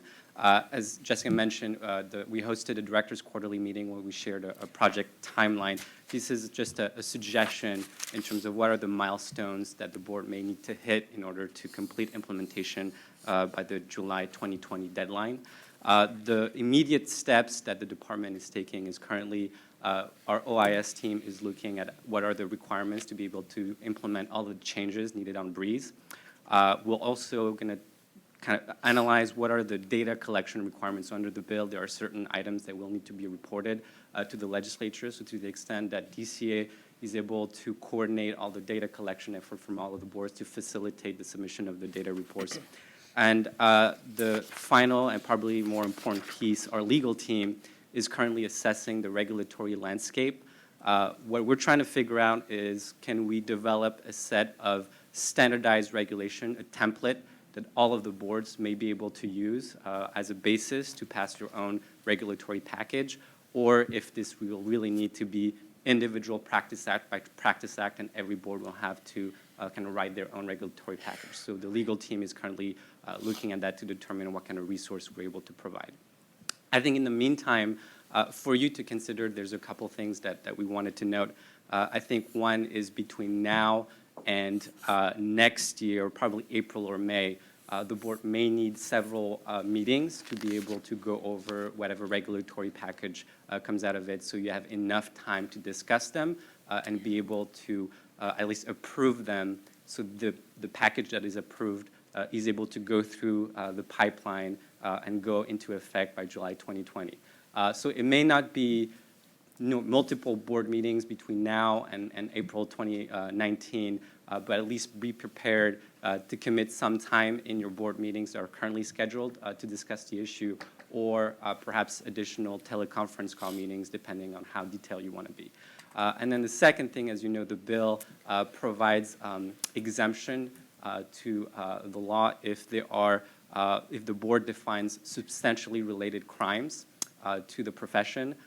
We've seen other boards kind of create some subcommittees or draft the help of board members to be able to brainstorm what these substantially related crimes are. So to the extent that you want to plan ahead or save time before we start the regulatory process, if you want to think about the substantially related crime section, that's what other boards have been doing as well. And one potential option, thank you, Patrick, for that. If we want to have members involved, instead of having multiple board meetings, what the board could do is do a subcommittee, which is what Patrick had said some other boards had done. And so we can quickly look at language as it's drafted and get the input of the subcommittee. I would recommend a committee of two, so we don't have to do all the notices of the meetings. And I would recommend also having a public and a professional member as part of that committee. I would be very happy, I was going to say, to serve on any of the subcommittees necessary long-term. I had a question on the staffing increase. I know that's going forward, but are we considering, do we need additional staff now to assist with all of this, to get this done in time? Or can our current staff? So we did request additional staff for this. It was not approved. We did get staff through the BCP as a result of the inspection mandate. We were granted 3 additional staff to implement that. So we do not have the option of more staff. But we do need those to do the inspection mandate. Absolutely. Right? So it's not like they can be. Right. Okay. So It seems very important that we the subcommittee list what the crimes are that we would be able to see that are 7 years and beyond. Jesse, can you explain that a little bit further? Is it every conviction that we don't have access to anymore? This is a little scary from a consumer and animal standpoint.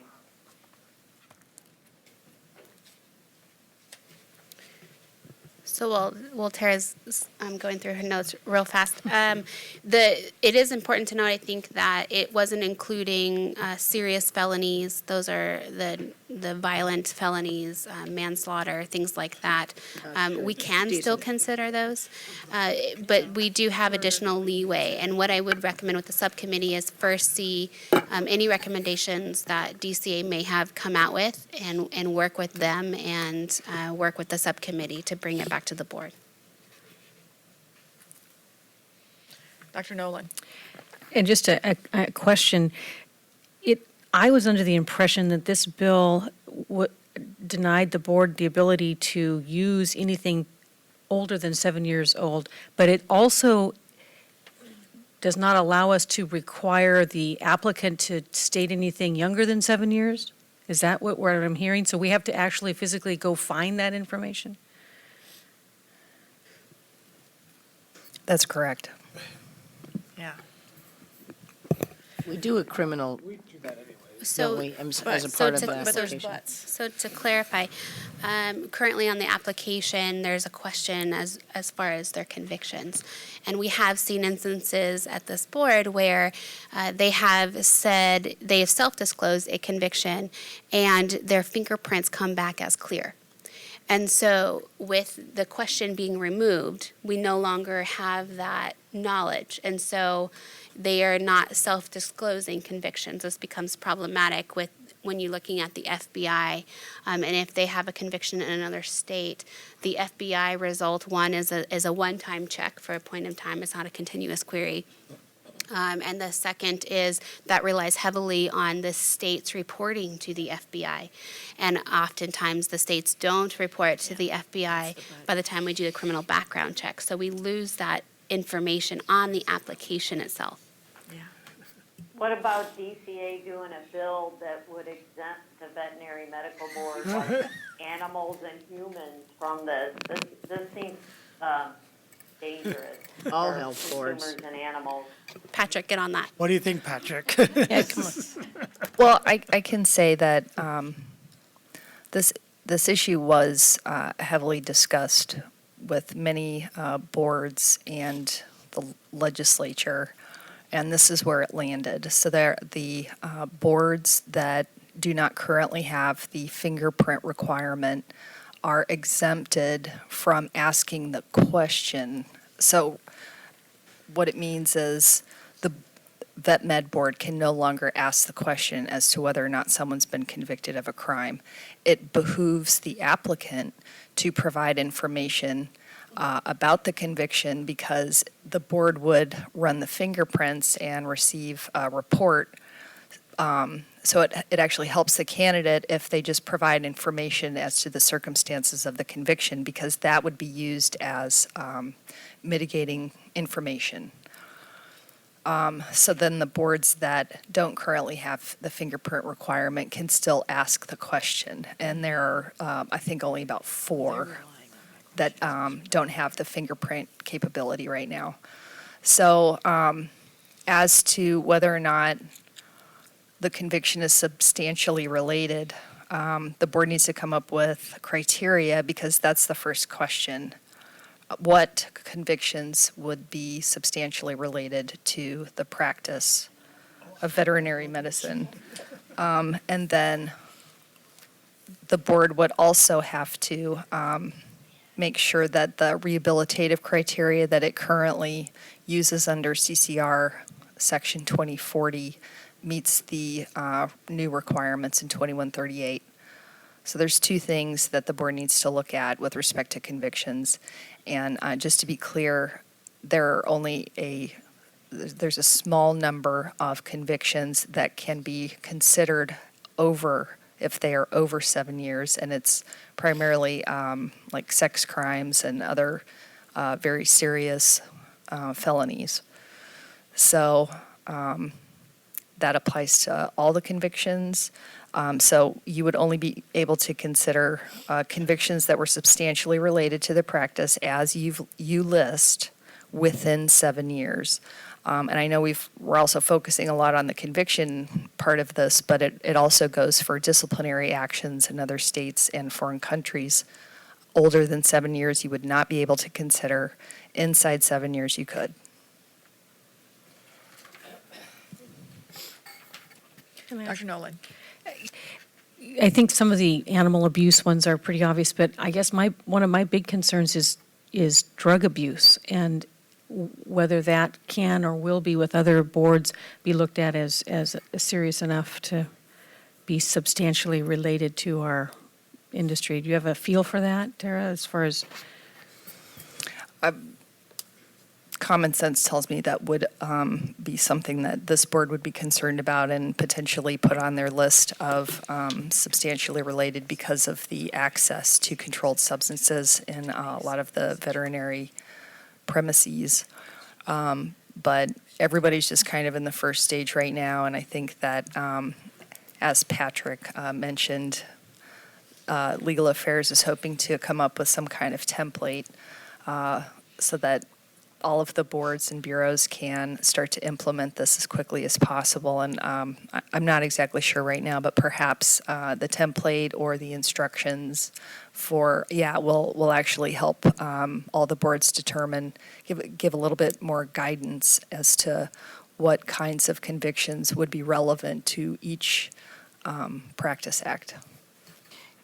Are you done? Ask Jessica a question. I realized that we were right at the beginning of all of this, and DCA is going to take a big lead role.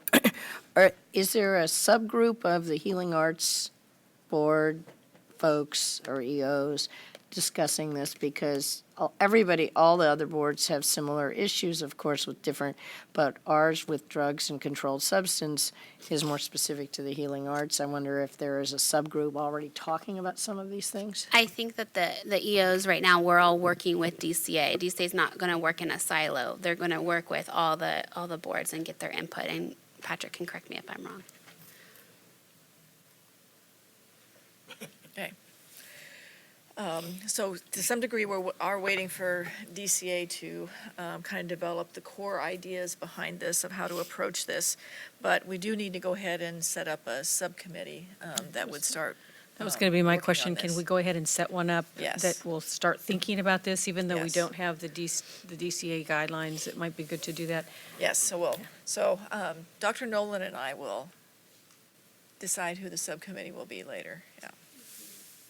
Can we get a motion to create the So subcommittee? let's have a motion to create the subcommittee. That's a good idea.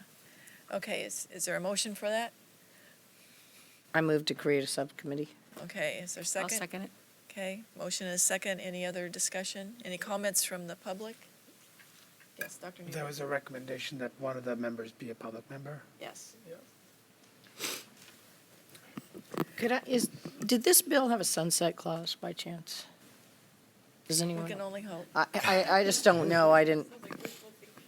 It had a delayed implementation clause to where you have right now in the bill sections that are effective now, but they will end once the new sections go into effect in 2020. So somewhat, but the entire thing won't be sunset. No sunset. Okay, thank you. Question, do we need Yes. to also do anything regarding a motion to start work on some of these regs that we mentioned here already, or do we need to wait for DCA on that as well? Chair, would you recommend we wait? Yeah, I'd wait. And to be clear, just for purposes of the minutes, I think the motion would be to create a subcommittee to address concerns regarding AB 2138. Okay, is Or, that your motion, Kathy? Concerns, She's restating your motion. concerns and implementation of AB 2138. I move that.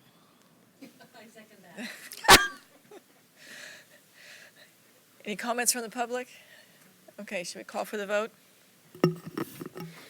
Ms. Bowler? Aye. Dr. Bradbury? Absent.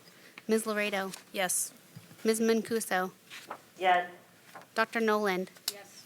Dr. Nunez, Yes. Ms. Yanis, Yes. Dr. Waterhouse. Yes. Motion carries. Okay, AB 2215. So, Go ahead. so this was the board-supported bill that approves, authorizes veterinarians to discuss cannabis. And currently, we are working with Colorado's office to address the other concerns that the board had raised with this legislation. Ethan and I have a meeting actually with them on Monday to go over the concerns and make sure that all the concerns that were discussed are addressed.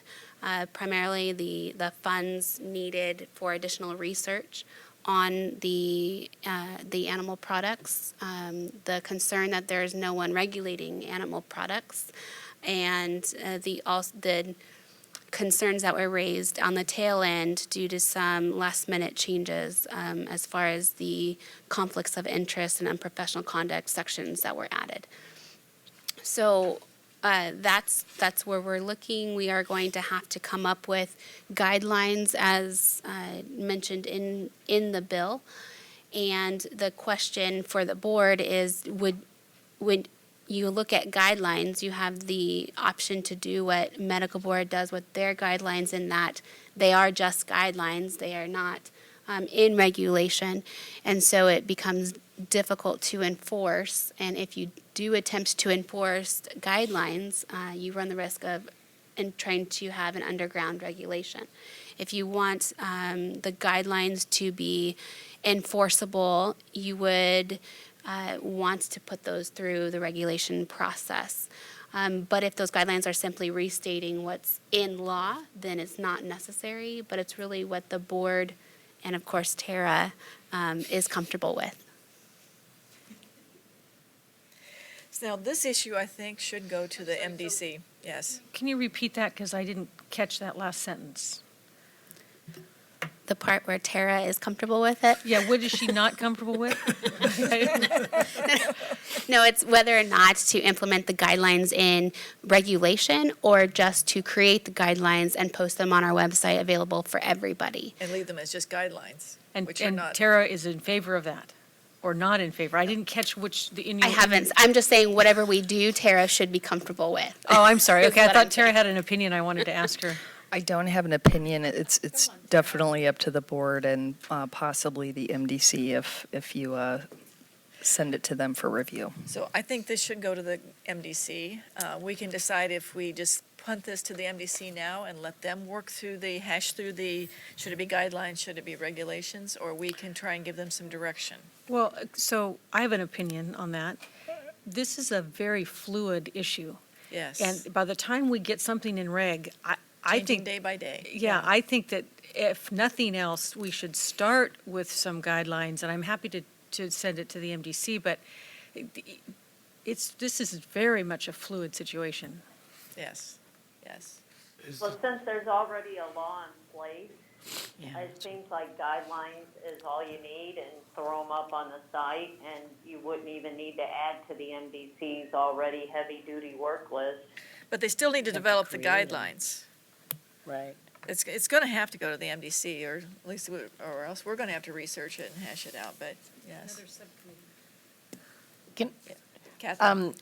as far as, my question, I wondered if I could ask a question of CVMA about their outreach right now too. And then I went to our obligation to do outreach on our website. Obviously, we have to flesh everything out, but even notifying veterinarians of the law change, has that? For the board standpoint, we're taking all of these bills and creating outreach material. Tara and I are going to create that together and post it on our website, create in our newsletter and our social media outlets to push it. But I assume that CVMA is also doing some outreach. And all that material gets vetted by Tara and. Absolutely. Okay, thank you. So I'd just like to make a note that although there's a suggestion to use the medical board's guidelines as a assistance perhaps with developing this board's guidelines on discussions of cannabis use. The medical board's guidelines are aimed at how best to recommend the use of cannabis. So the guidelines coming out of this board might be a little bit more difficult to craft because you're going to have to attempt to describe the guidelines for how to have a discussion with the client.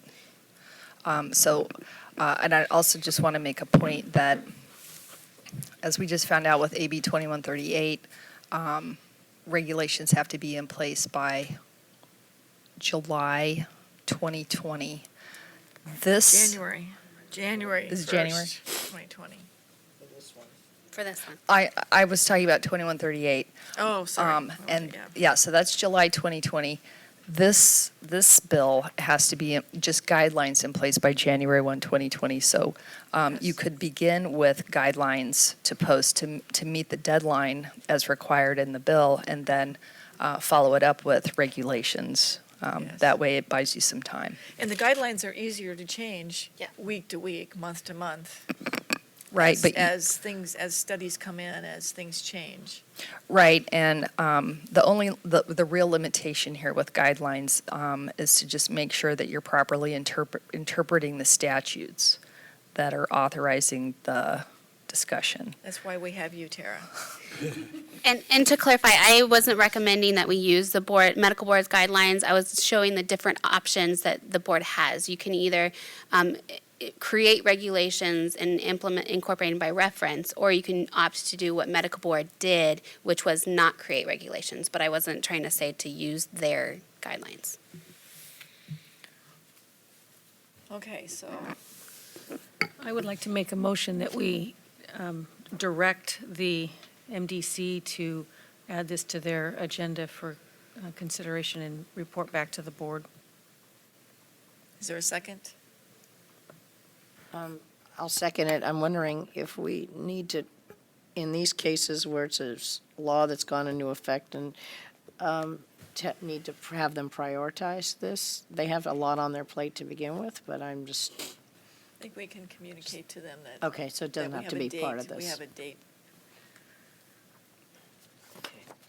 Just to clarify, is the motion to develop the guidelines and also to determine whether or not it's just going to be guidelines and or regulation? I think that should be part of their discussion. So it's all encompassing. Okay.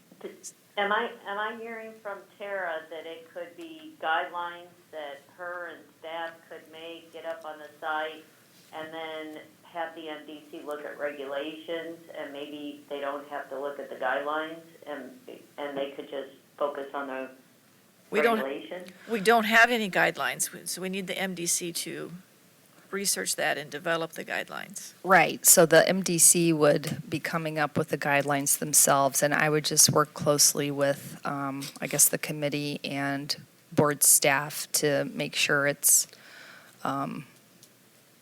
perfect for publication, because that's really where we would be at that point. But I would not be working solely with staff to come up with the guidelines. That would be up to the MDC to determine what the guidelines should be, and whether that would be best to implement through just guidelines or better to implement through regulation. Okay, got it, thank you. Okay, so we have a motion and a second. Any other discussion on the board? Any comments from the public? Hi. Hello. Hi, my name is Kelsey Burns. I'm from the USD School of Law Center for Public Interest Law. And I just wanted to see if the board had any thoughts on asking the MDC or discussing with the board in general the fact that this bill, while it prohibits the board from disciplining anyone for discussing cannabis with a client for a patient, I'm interested in hearing what you guys think about a vet refusing to discuss cannabis with a patient and the patient relying on that information. So if that's going to be, I just want to hear if you guys are going to consider that in the guidelines, because the bill does not specifically address that. Tara? I would just say that that's exactly the point. The statute itself only authorizes the discussion. It doesn't require a discussion. So if a veterinarian refused to discuss, they would not be in violation of this new statute. So any guidelines that come out of this would be aimed at how to have a proper discussion, but not providing, well, I mean, we could address that the veterinarian would not be in violation for refusing to discuss. We could actually say that, but that's really just a matter of following this new law, which just authorizes the discussion. It doesn't require it. So Tara, does the board or the MDC have the authority to include in those guidelines, like a certain standard of care would be providing that advice and not refusing to provide that advice?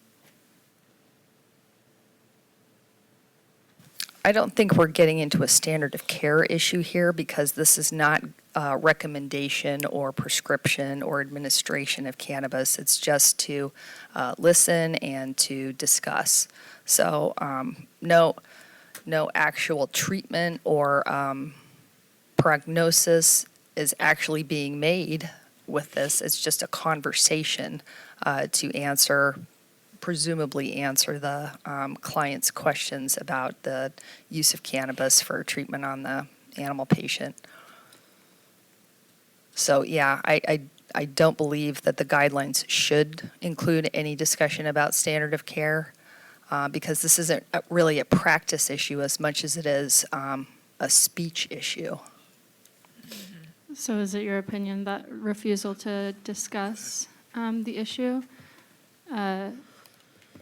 would be acceptable under the guidelines? I mean, not saying that you guys are adopting any guidelines right now. Obviously, that's a future discussion, but.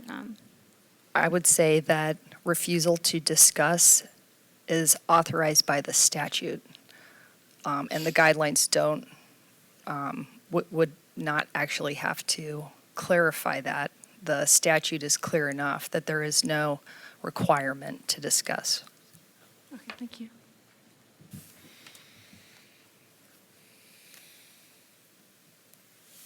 I don't think any of our patients. Okay, we have a motion and a second. Is there any other comments from the public? We'll call for the vote. Ms. Fuller. Yes. Dr. Bradbury. Ms. Laredo. Yes. Ms. Mancuso. Yes. Dr. Nolan. Yes. Dr. Nunez. Yes. Dr. Yanis. Yes. I'm sorry, Ms. Yanis. Dr. Water. Yes. Dr. Waterhouse. Yes. I'm a street vet. That's Yeah, okay. there you go. Motion carries. Okay, AB 2300. This is another bill we opposed, but here it is.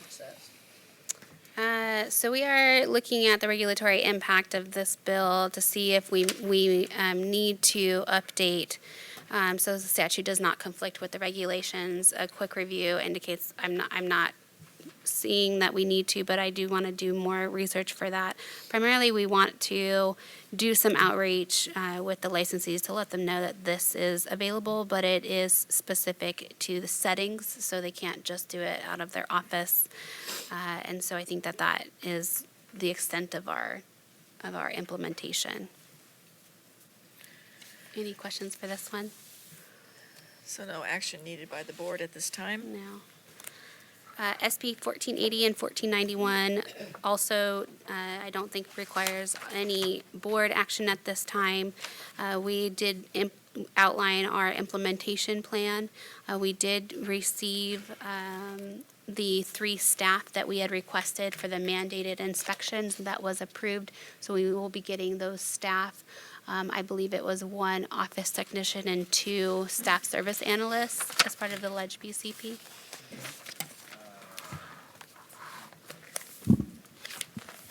3 PT2s. That's what we're given. Oh, Yeah. 3 PT2s. Thank you. Yeah. That's just a lower classification of Have they already, we've already received authorization, now we're in the Correct. hiring We phase. just got final authorization that they were approved, so we can begin that process. Is there a timeline on how long it might take to hire these 3 new people? So we're authorized to spend the money next fiscal year, so we can start recruitment, which would be July 1 next year. So we can start recruitment and hiring those staff around that time. I'd also just like to make a note that it notes that for SB 1480 and 1491, there would be an update to the disciplinary guidelines needed to address the probationary VACSPs. And as we discussed yesterday, that those provisions have already been added to the disciplinary guidelines and approved for inclusion in the rulemaking package. That's impressive. That's Tara for you. That doesn't happen very often. So no action on our part Nope. at this time? Okay, so moving on to agenda item number 15, discussion and possible board action on 2019 legislative proposals. Okay, for this one, I'm going to turn it over to Ethan. This involves some language that the board, there's some discussion the board has already approved and requested as part of an omnibus bill last session, and due to timing, it wasn't included. So since then, we've made some various changes to the language to address some concerns, and with that, I'll turn it over to Ethan. Yeah, so Jessica's correct. We did have a chance to get additional input from council. You'll recall that this came up last February. Some of the central issues of why we had drafted this language was establishing the ownership relationship in a premises to the managing licensee relative to discipline. And when you discipline, in the cases where the owner is the managing licensee, when you discipline the managing licensee as we're authorized, because they're under the purview of the board, there's a chance that the owner continues to maintain ownership and not remedy what got them the discipline because they just changed the MGL. A couple other factors were cleaning up and clarifying, notifying the board of change of ownership, and being able to ask if that particular owner of an HSP has any criminal history as well. So they're known to the state, whether they're a good owner for the practice itself. If you have any questions, though, feel free to ask.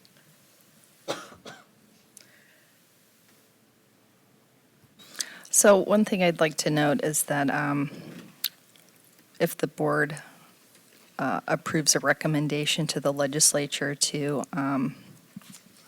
amend these statutes in these ways, the legislature should potentially also look at adding a restriction on the number of premises that a veterinarian could be named as the MGL, the managing licensee.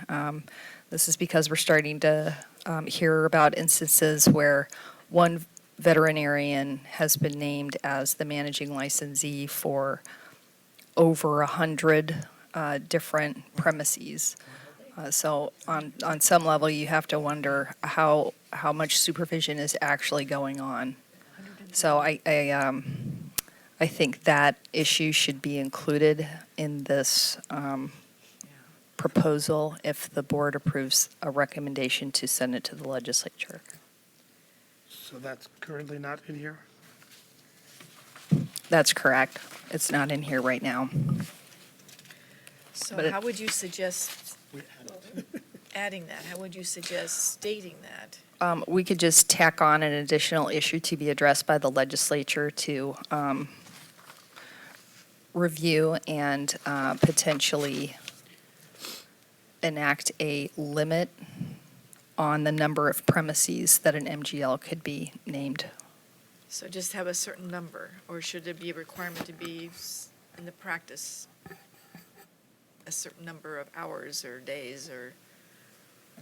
Well, do you have any ideas on that? Do you think that there should just be a limit on the number of premises registrations that an MGL is associated with? Or do you think that there should be? And what, yeah, how And do you isn't that a develop restraint of trade? That's, I have a couple. Well, and that's why I'm saying, this, I think the issue should be put before them for a determination as to whether or not statutorily they want to limit the number. So you're saying let them decide? Yeah, I would rather. Yep. No. I would rather not ask the legislature to decide that. I would say that we would not be able to do that by regulation because that's when we start walking down the North Carolina path. The legislature would definitely have to be the ones to set the limitation. So do you think this should go to the MDC for them to kick around? Or give more time to you to write? Well, on some level, we're trying to move this stuff forward quickly because we're really starting to realize we really don't know who the owners of the premises are. All we really know is that an applicant, most of the time, is the named MGL. We don't know what's going on behind the scenes. So I would say that sooner rather than later, this proposal should be presented to address those issues. And I'm not sure if that would go down the North Carolina path because our intention of limiting it would be for consumer protection. I don't think it would be self-serving at all. I see what you're saying, and at the very least, the argument that the board does not have authority to set limitations on the number of premises an MGL can be named on would potentially stop it from being approved through OAL. And arguably, there are so many different review steps on all rulemaking packages. It's highly likely that that issue would come up in the Legal Affairs Division. So your best recommendation is what you said, just have the legislature consider that?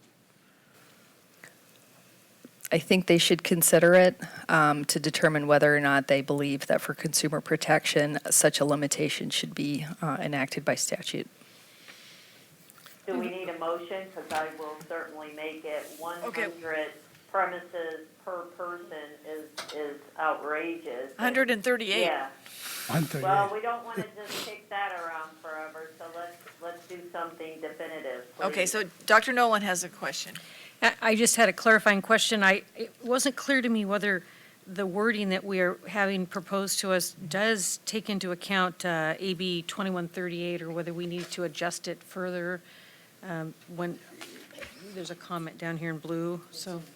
Right, so today, the premises registration application has to contain a statement that the applicant has not been convicted of a felony. So if the MGL is the applicant, they just have to state they have or have not been convicted. After the effective date of 2138, we will no longer be able to ask that question. So the legislature, having just passed and enacted 2138, they potentially should be looking at this issue as well, and they may or may not remove that requirement from the application process. Thanks.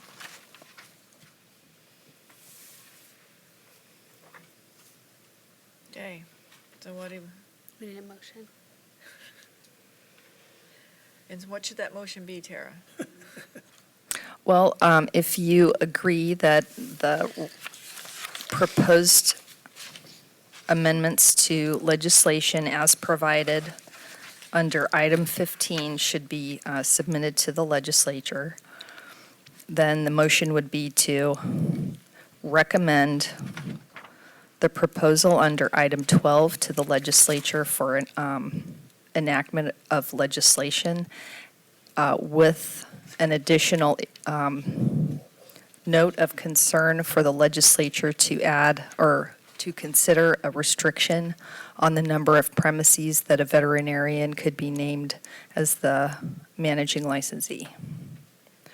That's a potential motion, just trying to include all of the issues. So, that can be tweaked to either just move a recommendation on the proposal as in print, or both the print version and the additional issue of restricting the number of premises.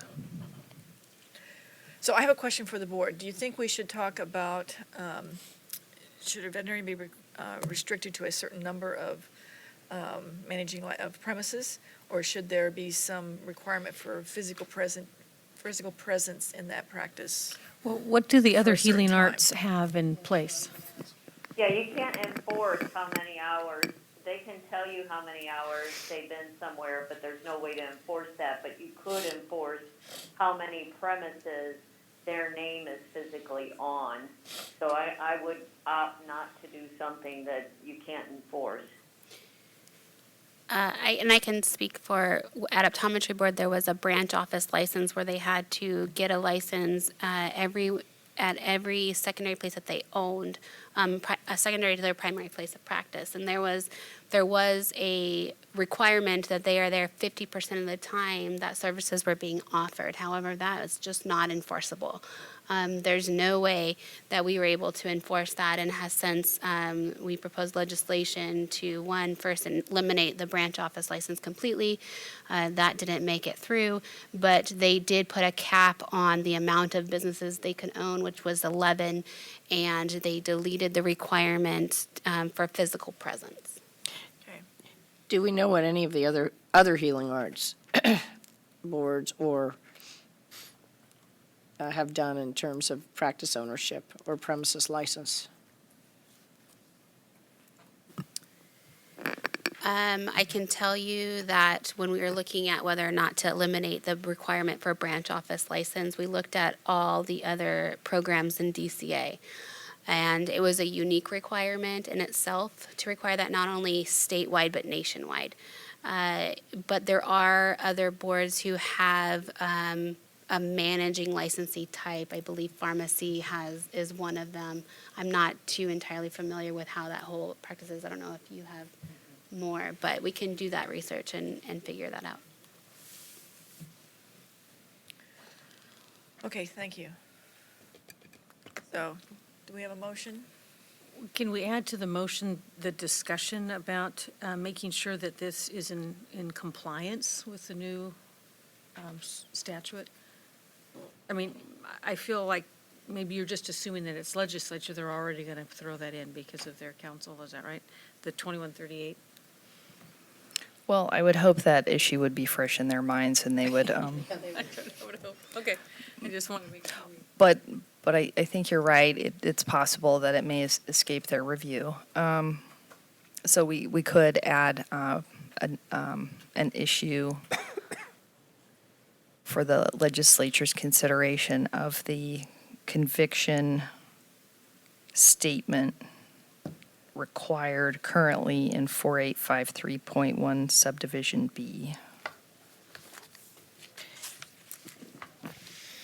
Could I ask someone, when we would submit something like this to the legislature in this form, does it also go, is part of the submission materials, the backup in terms of the number of premises, what we're encountering as a board in terms of enforcement and licenses, number of licenses and things like that? I know it will come out in the wash during the legislative process, but is that part of our package? Yeah, typically the rationale for why we feel the legislation is necessary would go into that.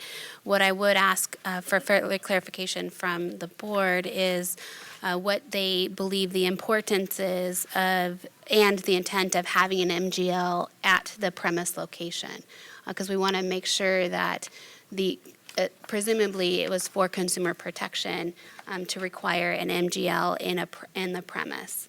And so I'd like the board to, I don't know if it's for the board or for the MDC, or just leave it to the legislature, to discuss the intent of it and the importance of having an MGL there, and what concerns would arise if you have an MGL tied to over 100 premises, the potential concerns. I just think it's important to put that right up front. It's 100% protection to the consumers. I mean, if they don't know what's happening there, and that's where the buck stops, you know. But it's still their license, I mean, it's still their permit, their license. So can I ask, is this incident of this one, 138, is this a pharmaceutical sales issue? Is that what the license is to provide drug sales or what, I mean, are these actually practices? Yeah, these are premises registrations where one person is identified as the MGL for many premises. So I know we've been having discussions at the MDC level about shelter minimum standards and how difficult it is for some shelters to get a supervising veterinarian just to be present for intake of animals specific to administration of vaccines and other necessary medical treatment. So I anticipate a concern to be raised that it's unreasonable for each premises to have an MGL on site at all times, because you're only adding one veterinarian to each premises. So if one veterinarian is now locked down to one premises, it decreases the number of premises that MGL could be responsible for. I think there's probably a reasonable amount or a reasonable number to be found where an MGL could realistically go to each premises, make sure the premises, the facility, the equipment all complies with the minimum standards requirements, and also making sure that the staff and there are no other violations going on. But otherwise, tying one person down, I think, is it's going to be problematic, especially in rural communities and when there's only, it's really difficult to find one MGL for a shelter, let alone one MGL for each shelter.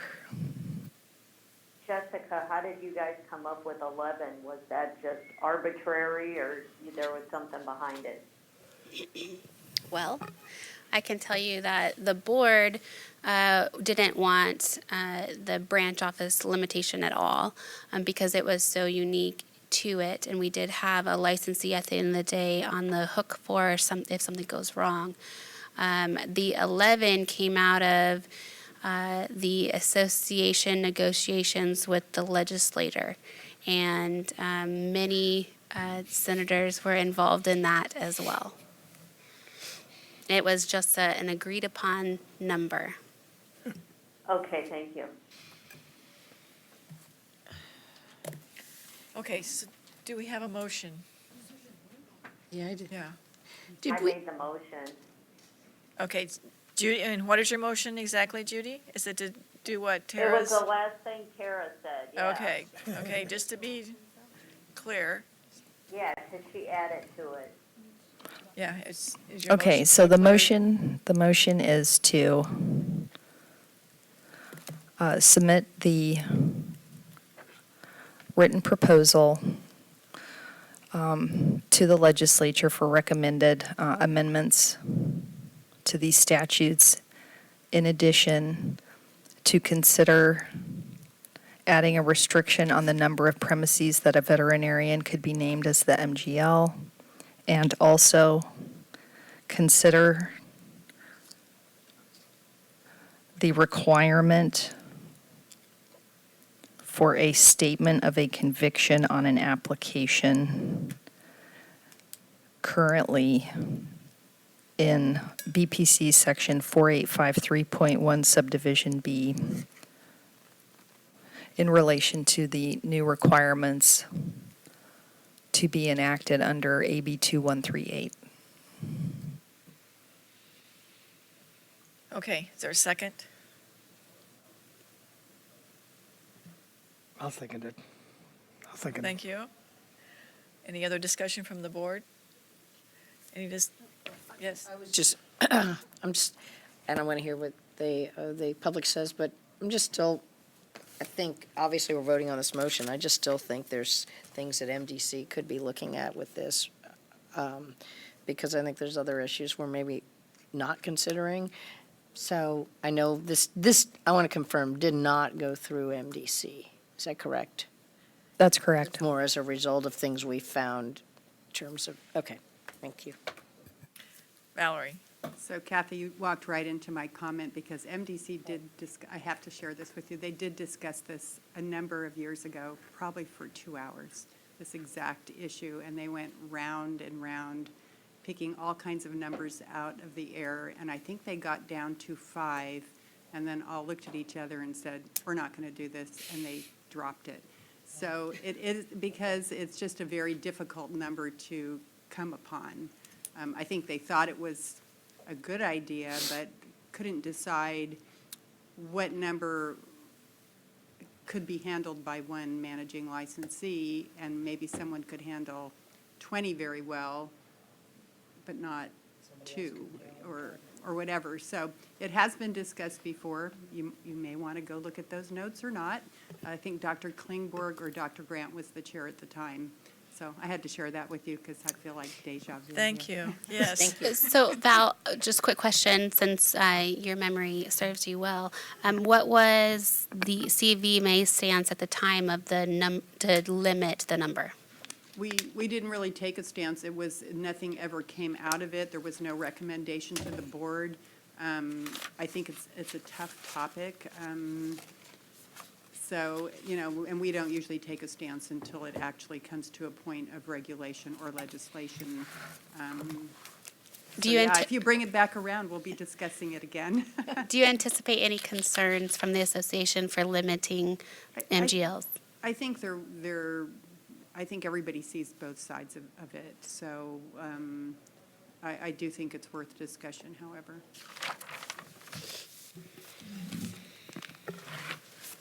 Yes, Jennifer?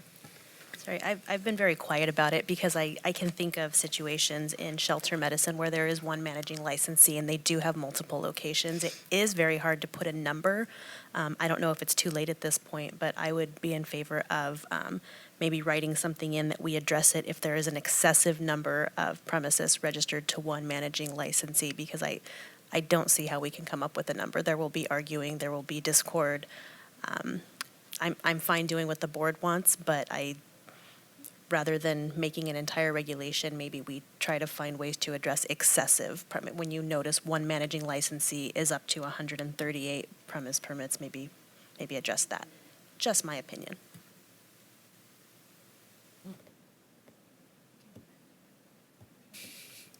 So we have a motion and a second.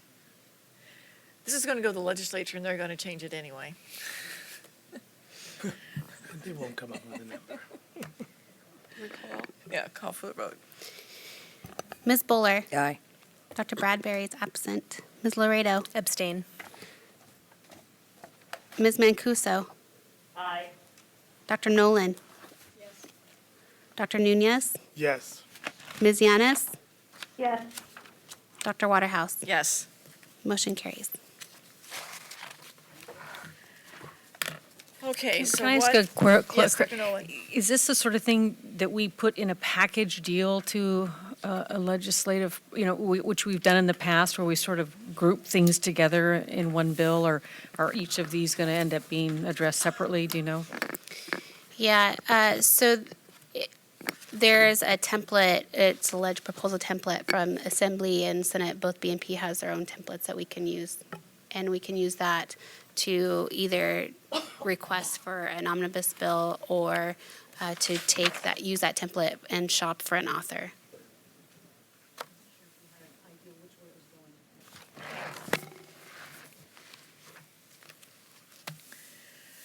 Okay, so what is the pleasure of the board? The lunch is here. Would you rather break for lunch now?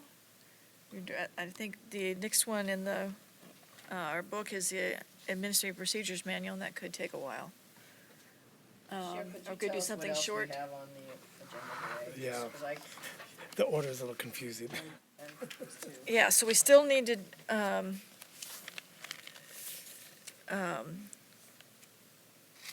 we still need to do B and C if we can get to it. If not, we're putting them off to January. sorry, 8, B and C. We still have to do. And then starting with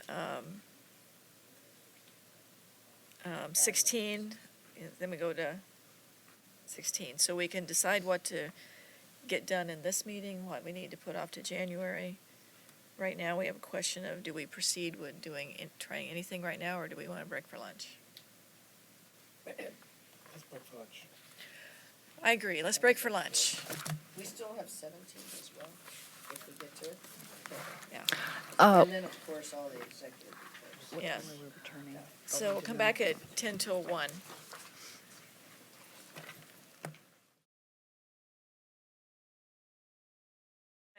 Number 8B, going back to 8B. So this is minimum standards for alternate veterinary premises and practices. And Tara's probably going to give us a little talk on the difference between a premise and a practice. Just in case. She's super excited. Yes. So Tara, do you want to go first?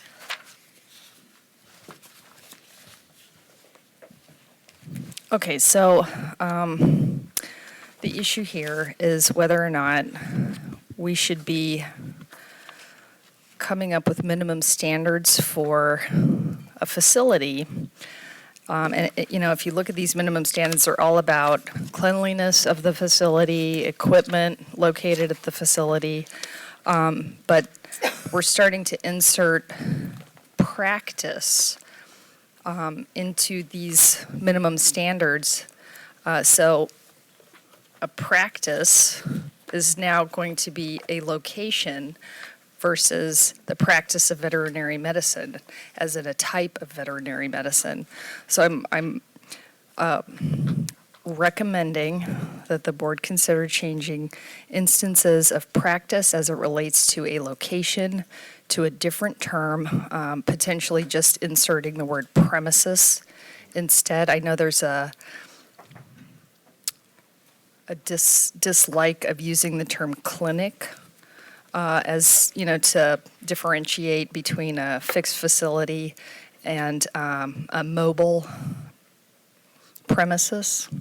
So I'm not suggesting we go to clinic, but I am suggesting that we need to maintain consistency with the Practice Act, which defines practice as the action of delivering services to animals, and then separately, premises, as used under the Practice Act, are locations, not services. So I'd like to open it up for discussion on that issue, because if you agree to change practice to premises, it would need to be a global change throughout this proposal. And in our text that we have in front of us, there are areas where practice is used, I think, as practice. There are times when practice is usually really meant premises. And then, of course, there's some gray areas that I think we need to talk about, like the small animal vaccination practice. So on page 1, for instance, these are the minimum standards currently for fixed veterinary premises. So we're striking all of the provisions related to a fixed premises and instead saying that the facilities and practice types in the following regulations applicable to minimum standards are premises. So a practice type is now going to be a premises. That doesn't make sense. Language-wise, it's going to be difficult to enforce. So just right off the bat here under 2030, I think what we need to do instead is strike and practice types. So it would just read the facilities in sections 2030.1 through 2030.5 are premises and shall be registered with the board and meet all of the requirements in section 2030.05. That would remove any application of facility minimum standards from being confused with the delivery of veterinary medicine services. And should we do like we did before and just kind of see if we're all in agreement with each point, and then at the end make one motion? I think that's a good idea. Okay. So is everybody in agreement on that one? So my suggestion right now on 2030 minimum standards, on the second line of the underlined language, is to delete and practice types. That way, this section would apply to the facilities in sections 2030.1 through 2030.5 are premises and shall be registered with the board and meet all of the requirements in section 2030.05. Makes sense. Okay, all in agreement? Okay, good, move on. That's fine. And that includes a vaccine. Well, no, that's just the general statement. Now Okay. we're But gonna get isn't that there. in one, isn't that in 2030 point something? It Yes, comes up later. right. But So we'll deal with it later, okay. right. But, you know, this is the general application here. And if we make the change here, then we will need to make the changes through the rest of the regulations. Because effectively, we're now removing practice types that are otherwise referred to in the following regulations. That's the effect of making this change, is that we will need to change all references to practice to instead be a facility or premises. If it is. When it's if there is related to a- premise or facility. There has to be, because all of these minimum standards are aimed at the location. We'll get there, we'll get there. Okay, It's going to be a gray, it's a little bit fuzzy. Sorry, but when you use the word facility with a vaccination clinic, a vaccination, it's. it's an event, it's not It's a an location. event. It's be very difficult to, I think it would be difficult to regulate or to, you know, that's going to be hard to actually describe what they're keeping clean and all that sort of stuff. But we'll get to it. It's fine. Okay, page 3, is that, Okay, so on page 3, the recommendation here is to change premises permit to instead reflect what is issued under statute, which is a premises registration. We need to start using proper terms here because we have a separate type of permit that is issued by the board, which is the Veterinary Assistant Controlled Substance Permit. And under the statute, a premises receives a registration, not a permit. So I'm just trying to maintain consistency with the statutes with this change. okay. That's the only change on that page? Everybody in agreement? Yeah, aye. Judy, Alana, you're still with us? Yeah. You're okay? Okay. Yeah, well, Tara just said registration, but I thought it would be a license, but a registration, It's a registration for a premise gets a license, right? No. No, Is that no, interchangeable? no, in It is a statute, registration. yeah, in statute it says they are granted a registration. Okay, got it, thank you. Right, so to be specific, it's Business and Professions Code Section 4853. It says registration of place of practice. And all premises where veterinary medicine, et cetera, is being practiced shall be registered with the board. The certificate of registration shall be on a form prescribed, et cetera. So I just want to maintain consistency with that registration reference in the statute. I see, now I get it, okay, I'm looking at it, thank you. Okay, so we're in agreement, okay?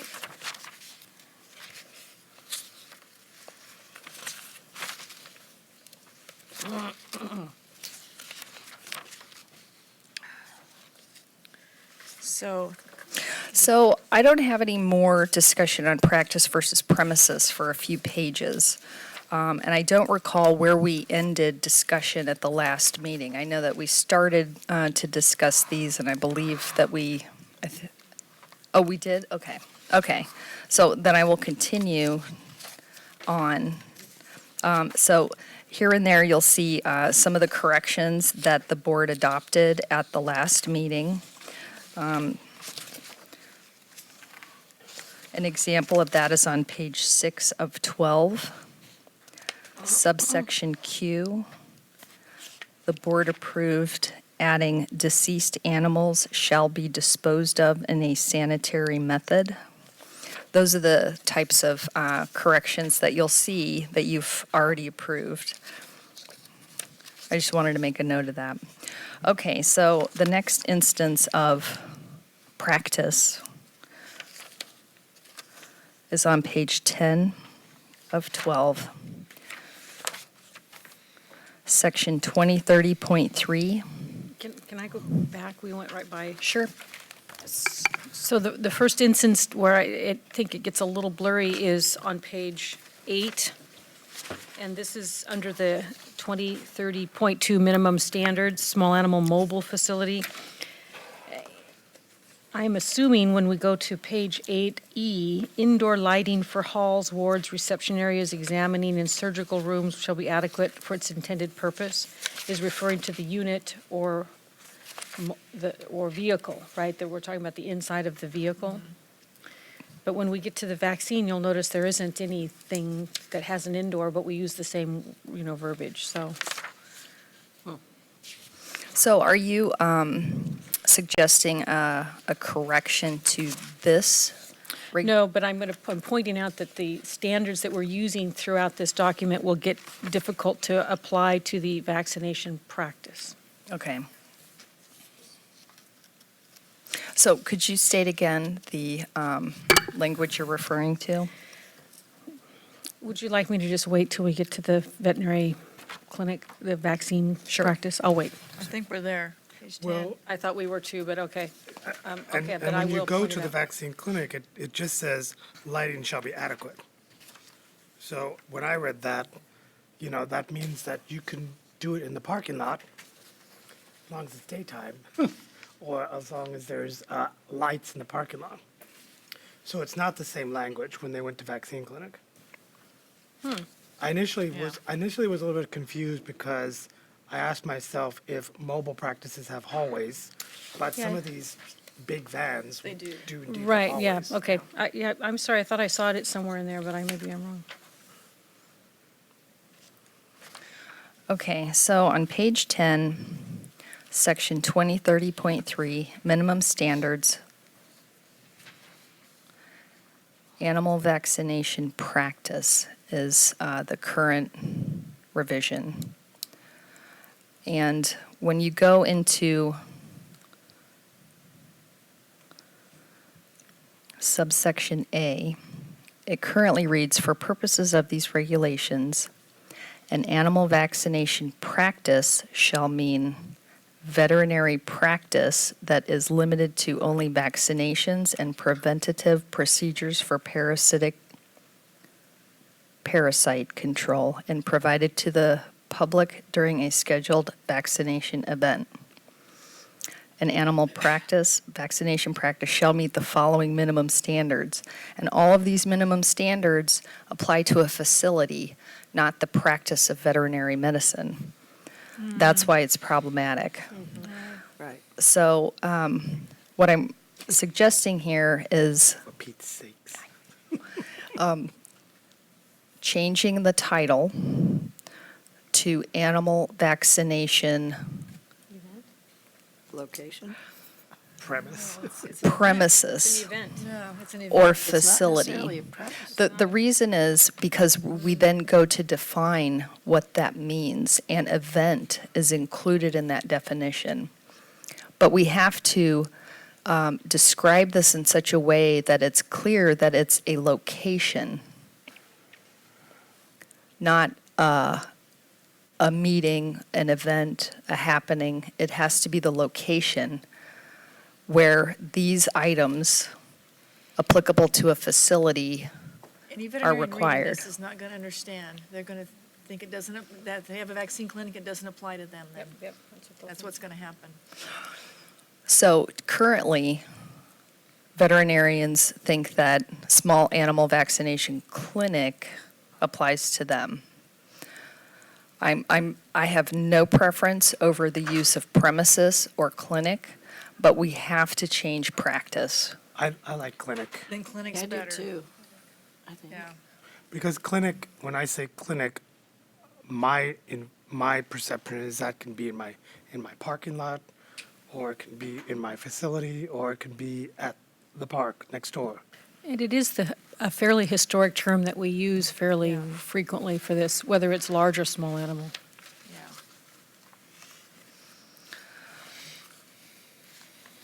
So, Judy or Alana, do you have any comments on the use of the term clinic?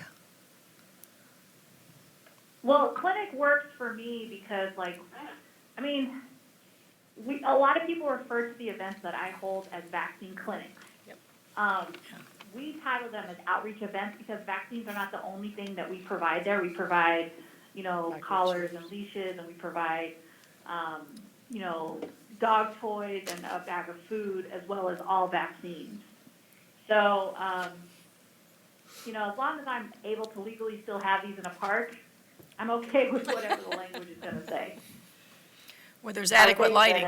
I think it's encompassing the word clinic. I like it. So for clarification from a staffing standpoint then is if we move this to clinic, so we're going to have practice, clinic, and premises? Is that the understanding? Small animal, or sorry, When animal vaccination clinic? we're never saying practice with regard to a So I'm talking about the overall regulations that we're looking at, because we have so many different terms referring to the location. So is the understanding now that we're going to have premises when referring to location and clinic when referring to a location? Yes.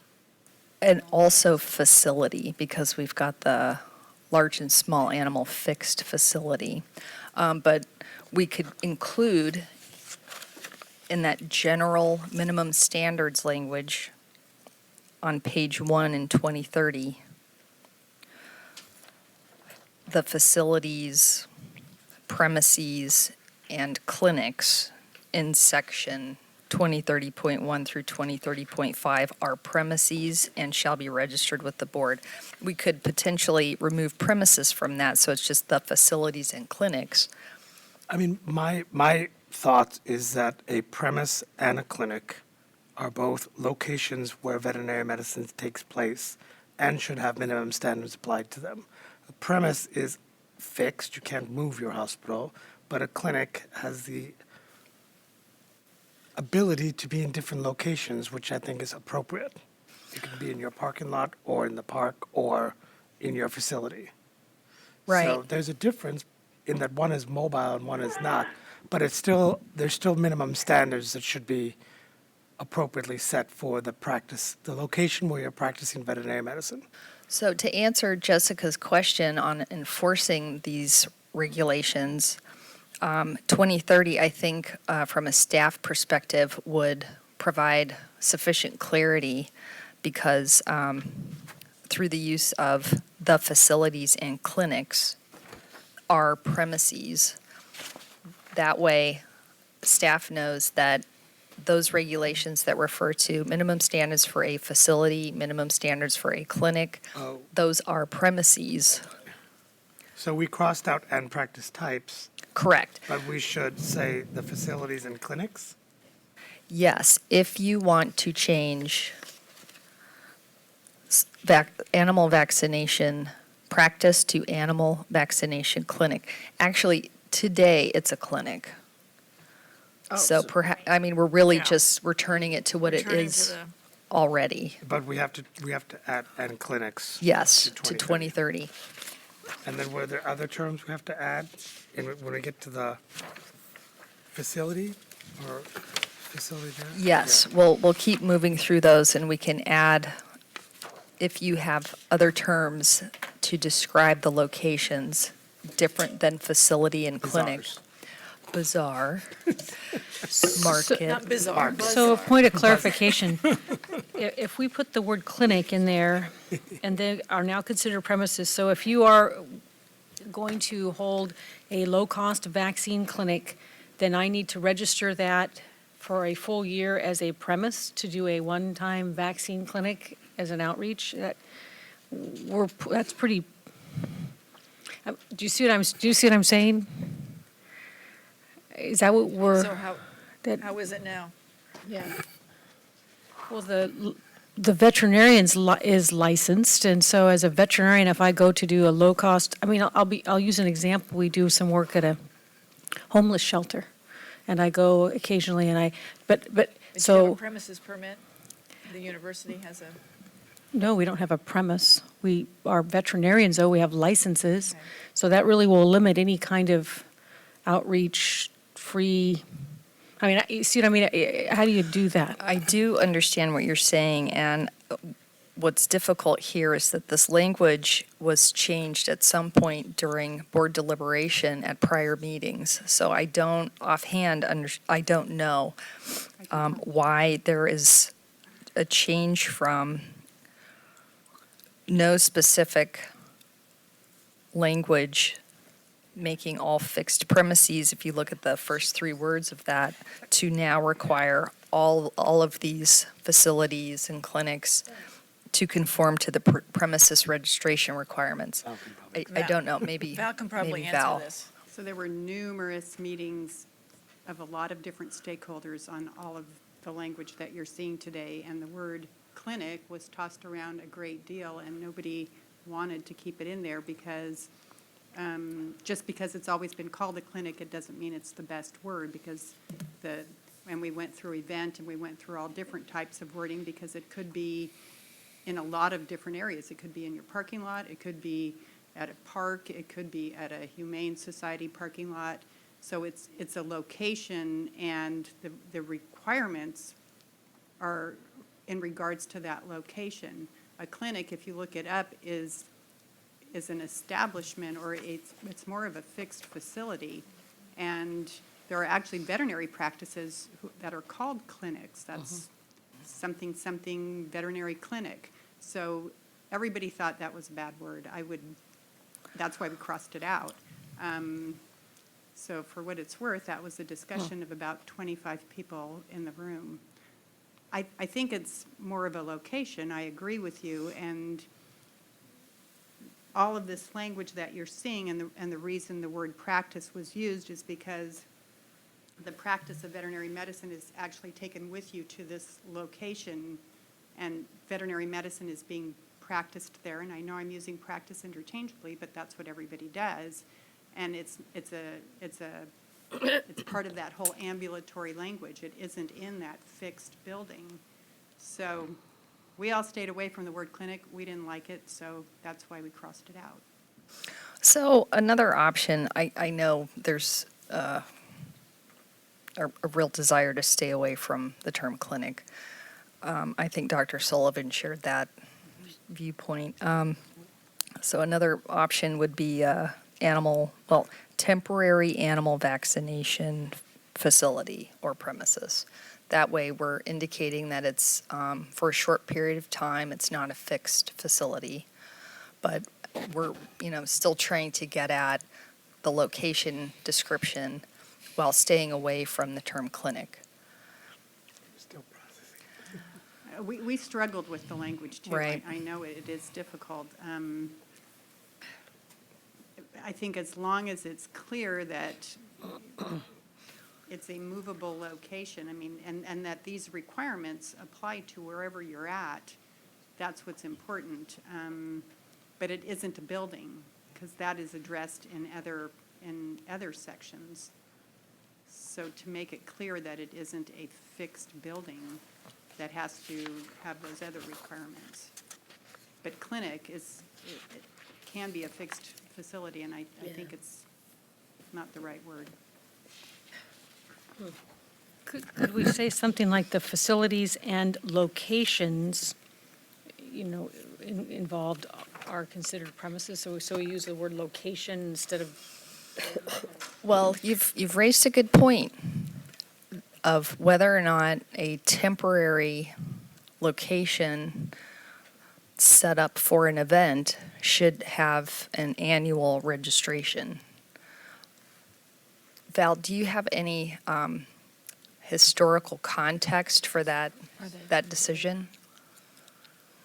I mean, we got to this language somehow, and I don't know why we needed to, or there was a determination that all of these mobile units and practice types would need to be registered. I mean, otherwise, maybe we would have to do like a temporary registration. That sounds like a bad idea because effectively you'd have to apply for a registration for every single event you hold. Some of this, a lot of this originally started because there was always this language that said the veterinarian is taking their premises permit with them wherever they go. And that's where a lot of this confusion starts. So if the veterinarian is there and is the licensee manager of that location, for instance, then they're responsible for what happens at that location. Mm-hmm. And this has been a very difficult concept for a long time. So what are the responsibilities of that veterinarian at that location if they have a license? And so this effort in total was to try and clarify every single type of fixed facility and the type of practice, whether and ambulatory and house call and all of those types of practice were not addressed, and what was important that had to occur at each of those different locations. And that was how this all started, if that helps you at all. Yes, and it does help because of the concept that the veterinarian is taking their premises registration with them pursuant to 4853. Mobile units are associated with the fixed premises registration. And I know that I remember crafting this language sufficient to exempt those mobile units from separate registration if they were already attached to the fixed premises registration. So I think that, so we have two considerations here. So one, we have these, volunteer groups or nonprofit groups or whatever, just going out and now and then doing vaccine clinics.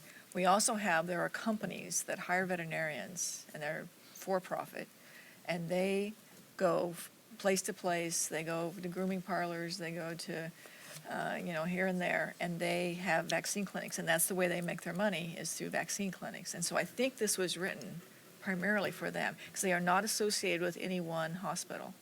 So they need a premise permit. Right, and this language would capture those Yes. situations because it starts off with unless otherwise exempt pursuant to subdivision B of section 4853. That's the registration requirement that exempts mobile units from separate Right. registration. So veterinary medicine obviously has changed a lot, and there just wasn't enough guidance. And I think we're almost there. I know how difficult it is, and we talked about it a little bit at MDC, of the concept of taking this practice with you as a practice type versus the actual physical practice. But it's important to address them all, is my point. Right. They all need to be addressed, and there need to be regulations for all of them. So that, I think it's addressing the mobile premises. So I don't think using temporary is helpful because we don't want to suggest that there could be a temporary registration. Perhaps we just need to return to either mobile unit.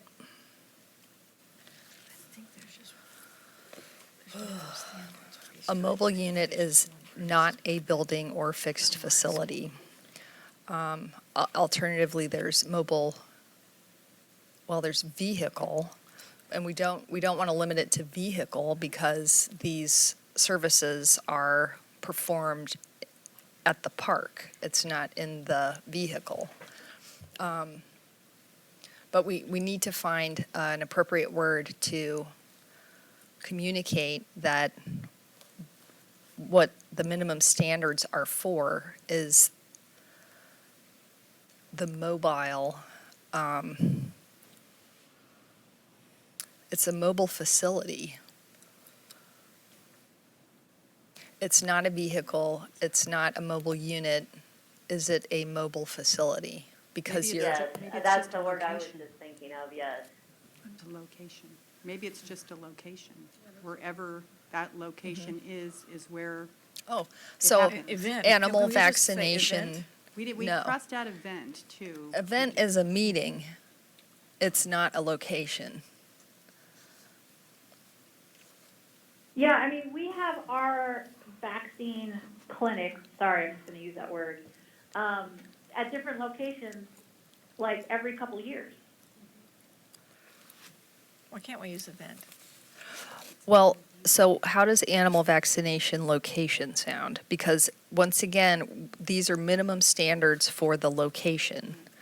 What are you setting up at the park? You've got to have adequate lighting. Right. We have tables that have been, disinfected. We have our sharps containers. We have our vaccines stored in coolers because they have to stay cold. We have, syringes that are sealed and, they're sterile syringes. We have disinfectant. We have towels to cover, crazy animals that want to bite. We have muzzles, and we vaccinate the cats in our van because they can, take off. So we either vaccinate in a van or in a tent. Okay. We have our emergency, the vets bring their emergency kits in case someone has a reaction to the vaccine. And we have the rabies certificates with all the information that's listed here filled out. We have trash cans. So do you members want to take a straw poll on the use of location or site instead of the term clinic? I think that everybody was happy with clinic until Valerie just came up and threw water on it. We were all good with clinic, and I mean, that's It sounds like the policy, language doesn't it? that everybody uses. I mean, Yeah. just Google vaccine clinic, and that's it. It could be a MASH type thing that Alana just described. It could be in a mobile bus. It could be at a brick and mortar. But at the end of the day, it's a vaccine clinic, wellness clinic, vaccine clinic.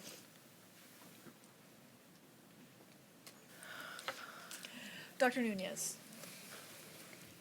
I think, and correct me if I'm wrong, and I think I know why the reason why you're so confused, Tara. Maybe. didn't know she All of these different standards are minimum standards for the practice types. There's only, I think currently there's only two premise permits that we have, a premise permit and then a mobile practice. Is that right? We don't have a premise permit for a vaccine clinic. We don't have a premise permit for a large animal fixed facility. We don't have a premise permit for a small animal mobile facility. These are minimum standards. But when you apply for a premise permit, you apply for a premise permit. And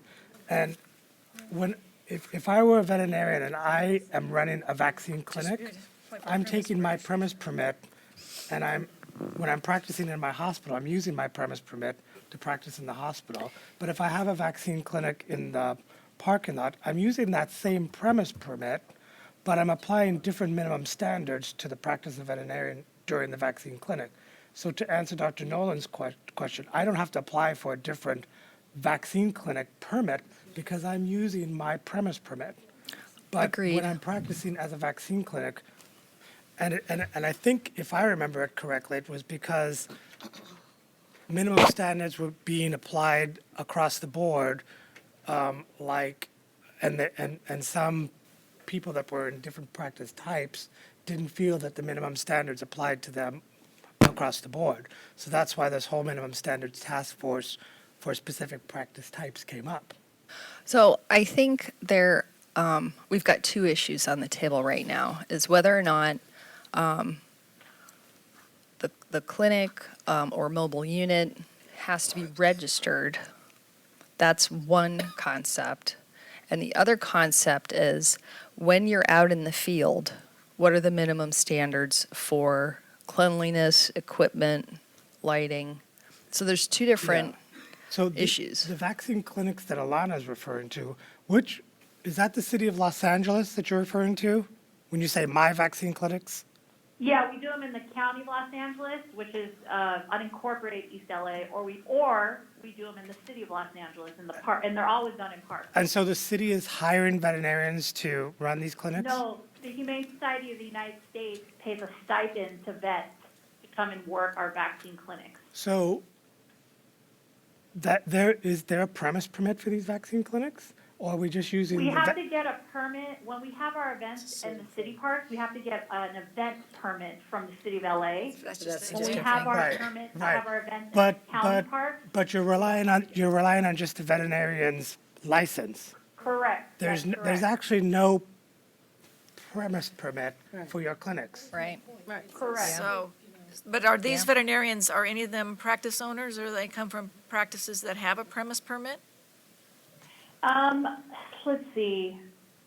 There's a few vets, like, this is all they do is these kind of temporary events. And then some vets are kind of semi-retired because it's really, we don't pay much. It's So it's they're kind of using a their volunteer licenses to event. run these vaccine clinics.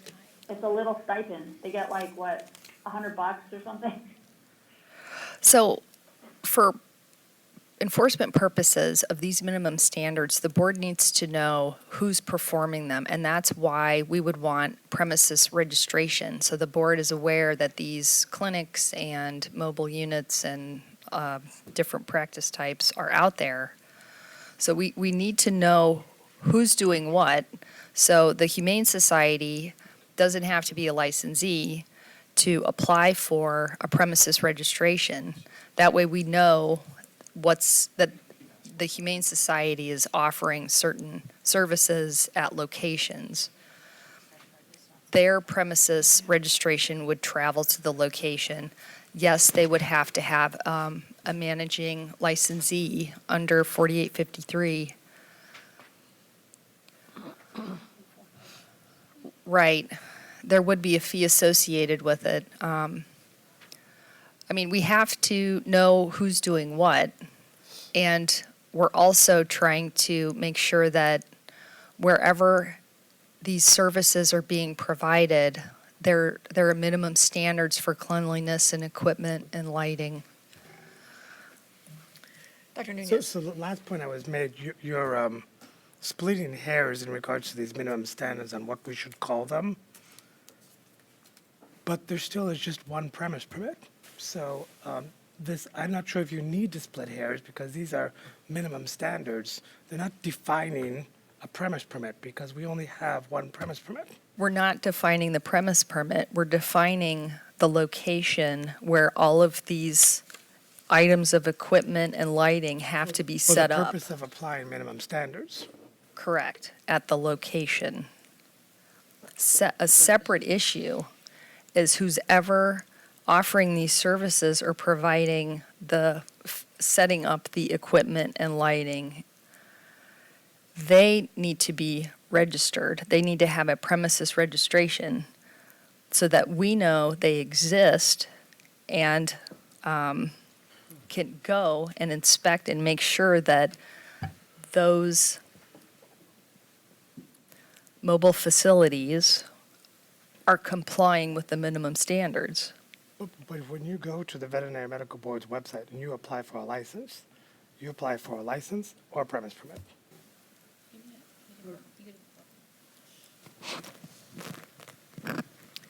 So you can, Or VA SPCA? So veterinary, you would apply for a veterinary license, and then if you are practicing in a location, you could apply for the permit.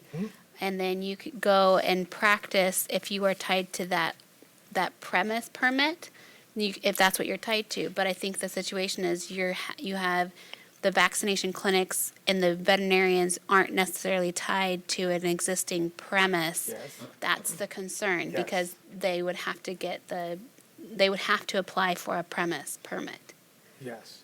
So these are now becoming more than just minimum standards. They're becoming a definition for a new type of permit. It's not a Yeah. new type of And permit. I have concerns because a lot of times these temporary vaccine events that are held, these are for the poorest people in the state, the poorest people in the county, the poorest people in the city. In my experience in animal advocacy and as a pet owner, people who can afford to have their pets go to a brick and mortar veterinary office or clinic or whatever you want to call it, hospital. People who go to these, temporary vaccine events that we hold do not have those type of resources.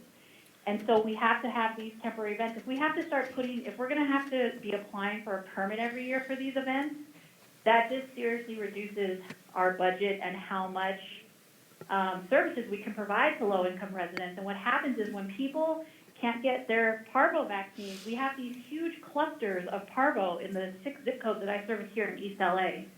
LA County has a map of all the parvo clusters down here. And it's horrible because people just don't have money for vaccines. And so it's just going to cut into these nonprofits and the budgets that they have to try and, resolve some of these problems, to try and get some of these people's pets fixed and get them vaccinated and get them healthy. So we can just eliminate parvo, hopefully, or at least cut it down because it's so rampant in these communities.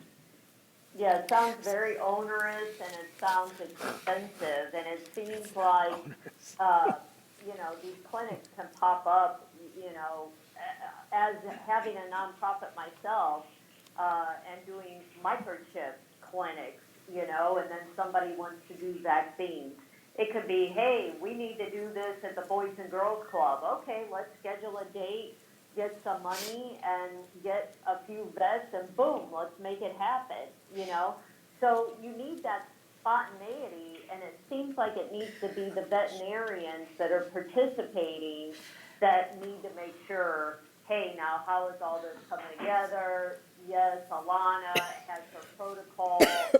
The vaccines are kept in coolers and et cetera. But to put that onerous and everything on the entity that's giving the clinic, that doesn't even seem possible because there's just so many nonprofits that are trying to make these things happen. Okay, because Judy. there's so many people. We that got the do idea. Yep. So to clarify, and I'll preface it with, yes, I'm new. So please, Tara, correct me if I'm wrong, but my understanding is this is not a new requirement. This is an existing requirement. And I think that the board has recognized that applying the normal current minimum standards to these types of clinics is not appropriate, and that's why we're looking at these minimum standards. But the requirement for registration now is not new. So we're not putting any more onerous steps on there. I actually saw this as making it so other minimum standards don't apply to their practice because of the setting that they're in. Is that? Well, Right. I've been doing these events for 7 years. We used to do them every quarter. Now we just do them once a year because of budget restrictions. But every vet I've worked with, none of them have ever told me I've had to apply for a permit from the Veterinary Medical Board to have a vaccine clinic. And I've worked with lots of vets at these events. No one has informed me. And I've gotten all these minimum standards that I've had to provide. I've gotten them from my vets. My vets have advised me, okay, you need to have this, you need to have this, you need to have this. And I followed all of their advice. And I hit almost pretty much all of these minimum standards we have listed here for my temporary vaccine events. So But I've never applied for a permit from the state to have one of these events. I think the board needs to know who's doing what. That's why a premises registration would be required. But I think that, in situations where nonprofits are offering these services for a reason, and they need to be low cost, They're free. We have them for free. Right. The premises registration could be exempt from payment of the facility fee under the statute. I think that's probably what we need to do, but that requires legislation for an exemption from the premises registration filing fee. I think that's appropriate and provides the board and the public with a way of enforcing the minimum standards against these traveling locations offering veterinary medical services. I mean, we're trying to keep the public safe in all of these different environments. The only way we're going to know what's happening is by registration. But I think to keep costs down, there could be an exemption from the filing fee. But that's not something the board can do itself. It would have to make a recommendation for legislation. I'm just saying, I know there are fixes to this. We can find resolution. It's just a matter of how far you guys want to go. And otherwise, if you don't want an animal vaccination clinic to be registered, you could move forward with a regulation, have minimum standards that aren't enforceable. No, we need to have, we need the minimum standards. Jennifer had a question. So if I remember correctly, the minimum standards on these types of practices came up because we had hospital inspectors going into an alternate type of Yes. facility and trying to apply standards that just didn't fit.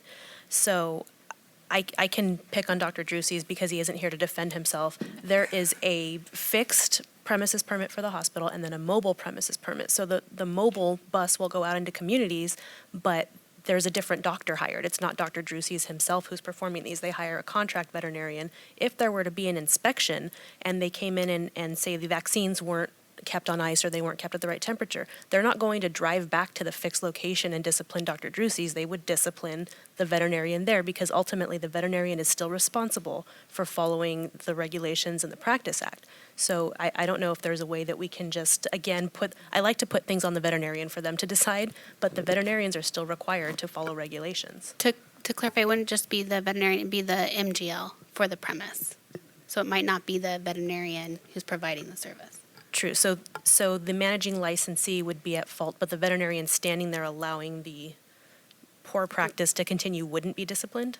Or both. Or both, because it seems to me that any veterinarian who is there, who is licensed by the board, has to follow the regulations. Right, and the mobile unit, if it is associated with that fixed facility, the mobile unit has to be maintained properly, and if it's not, the MGL is responsible for the mobile unit in addition to the fixed facility. Right, and I know other veterinarians also have the technicians pack up ice chests and tables and go out. It's parks, it's community centers, it's a grocery store parking lot at some point, but they don't seem to always have a premises permit. So to me, it seems like if Dr. Nunez is holding a vaccination clinic not in his hospital, that's his license and not so much his premise permit. I don't know if I'm just confused by this. That was my point too, yes. But he has a premises permit. Not all of them do. But not everybody. Val, do you want to go? So again, from the task force perspective, there was never any intent that an event would have to get some type of registration. I totally agree with what Jennifer is saying, and that's the way we looked at it, is that what happens sometimes in hearing about it is you don't want the veterinarian to go to whatever this location is and then leave. They are responsible and they are the managing licensee of that site, event, or whatever you want to call it.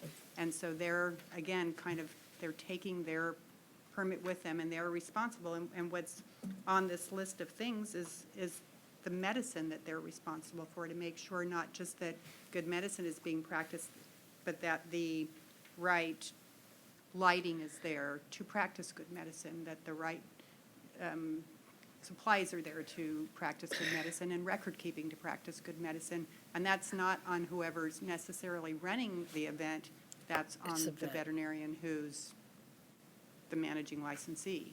So that's how we looked at all of this, including this vaccination site, location. Event.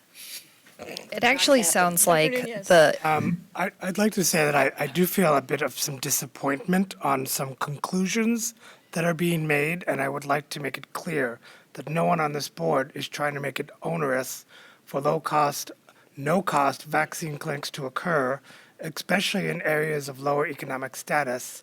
But it still is the practice of veterinary medicine, and this board does have authority over it. And I truly believe that pets in lower economic areas do deserve minimum standards. And like Tara said, if it's a matter of exempting the fee, there's always a fix to it. But no one is trying to stop the work that you're doing, Alana. I mean, that's Okay, not well, that's good. not I the just wanted to intention make that here. clear. Yeah. Because I absolutely believe everybody deserves, that they're consumers, whether they're poor, working, not working, homeless, not homeless. They absolutely do deserve to have minimum standards. I agree with you. And that's exactly what we're talking about. That's exactly what we're talking Whether or about. not we have to start paying for these events that I'm very concerned about. And these again, this language here, though, really, I think it exists there, we're not talking about, that wasn't written for the nonprofit situation. This was written for the for-profit situation.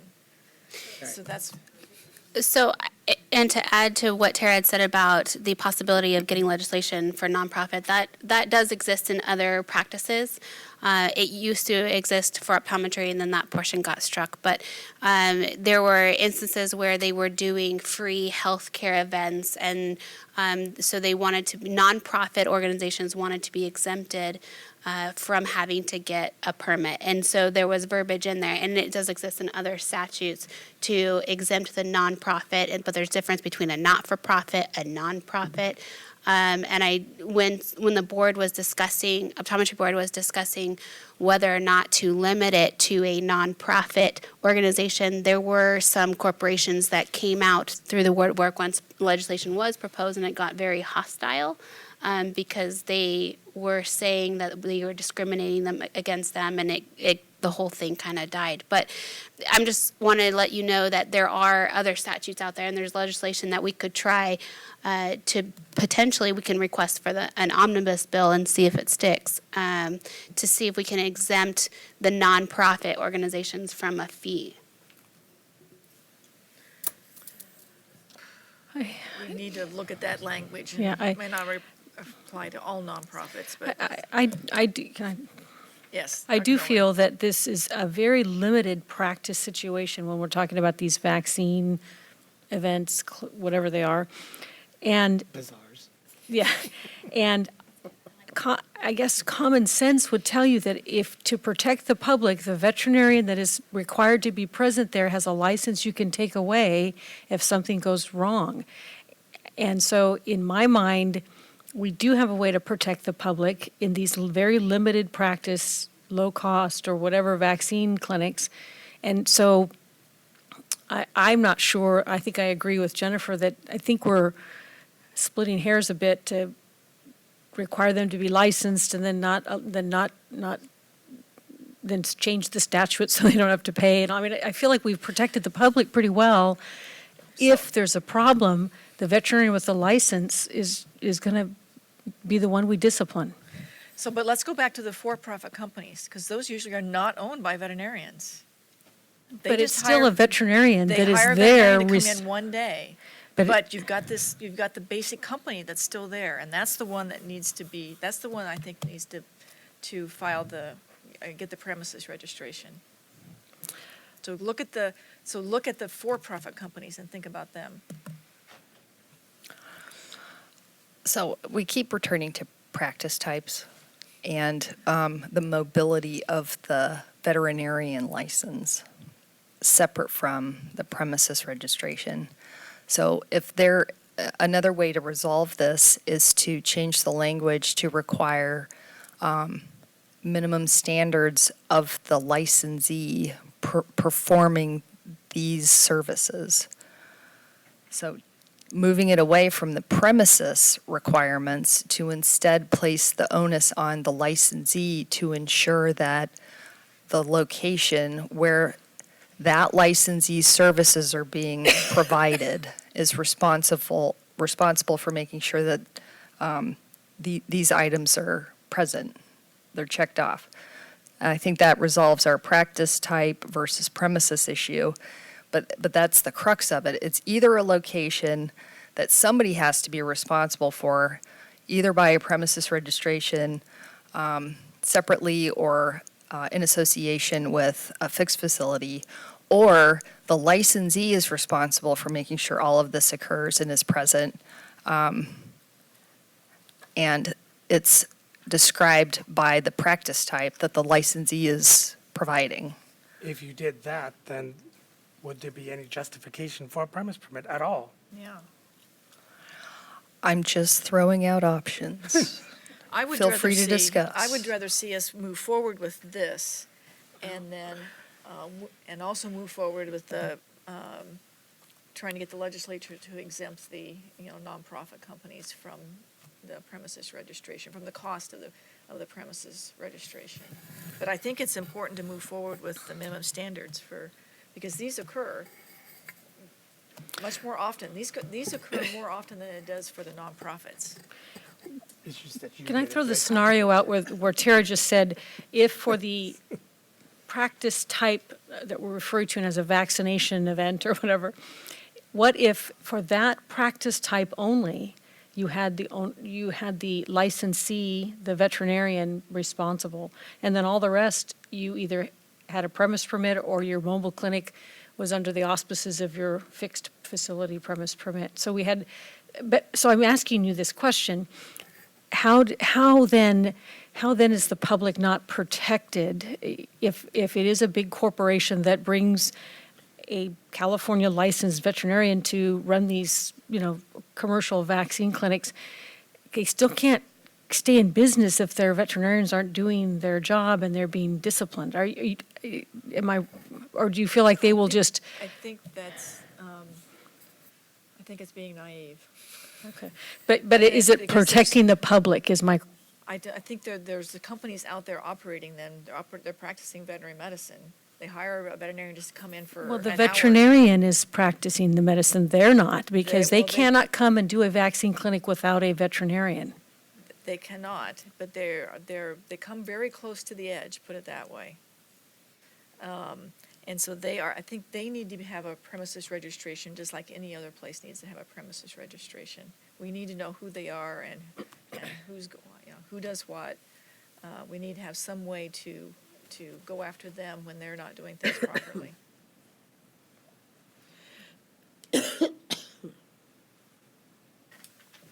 Okay, so where are we? I think we Yes, need where to are we? keep moving forward. Let's, Anybody else? Kathy, you want to jump No, into this? I'm listening. so we can either continue to try and tweak the proposal before us We were on to page 10. aim it at premises instead of practice types. Or we could, I don't want to suggest putting this on hold because there's really nothing to research here. It's just a matter of whether the board wants to regulate practice types and making a licensee responsible with no premises registration, or regulate the premises where the practice is taking place. What you have before you is all aimed at the location. Regulating the premises. Correct. Yeah. Right. Which I think we should stick with. Then we go back to the event clinic. Right. So I think where we're at now is, do we think want to use clinic, location, or site? I think it's just this one section that we're being caught up with. It's not, actually, because we also have the small animal house call practice, that we will need to address. We have to change practice. So it's. I don't think it would be as I difficult to think change it, though. this is the hardest one. Yeah. So. I think I would go with clinic. It's in common language. It's sort of a compromise between the practice premise thing. Well, and it's existing law. Clinic And is it exists existing already. law. Okay.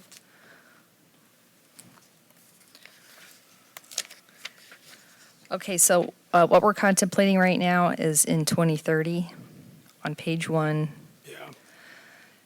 inserting clinics instead of practice types. Yes. Yeah, page. And then on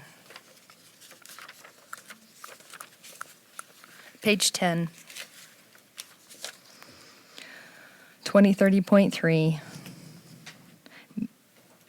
maintaining the word clinic in the current title, so the title would read Animal Vaccination Clinic, and returning. Add the letter A. Shall mean a veterinary practice. Where are you? Because it just says shall mean veterinary practice. Yes, but also, changing on that first line for purposes of these regulations, that needs to be that's animal vaccination clinic, that just gets returned to existing law, shall mean a veterinary Oh, God, there's another word. location. Event. So why don't we stick with location from the get-go? The facilities and locations in section 2030.1 through 2030.5. It's either locations or sites. Location.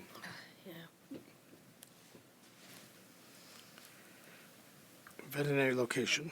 So what that looks like for 2030.3 is animal vaccination location, which works because all of these requirements are for what has to be provided equipment-wise, sanitation-wise, lighting-wise for the location. Oh, All right, so back on page 1, strike clinics, insert locations. So it would read, unless otherwise exempt pursuant to subdivision B of section 4853 of the code, the facilities and locations in sections 2030.1 through 2030.5 are premises and shall be registered with the board and meet all of the requirements in section 2030.05. Then on page 10, okay. I had some thoughts on this. I would like to make a change to the definition as follows. Minimum standards animal vaccination location. For purposes of these regulations, an animal vaccination location shall mean a temporary location where a veterinarian performs vaccinations and/or immunizations against disease on multiple animals and where the veterinarian may also perform boy, I need to strike that.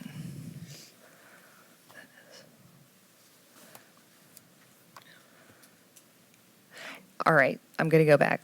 For purposes of these regulations, an animal vaccination location shall mean a temporary location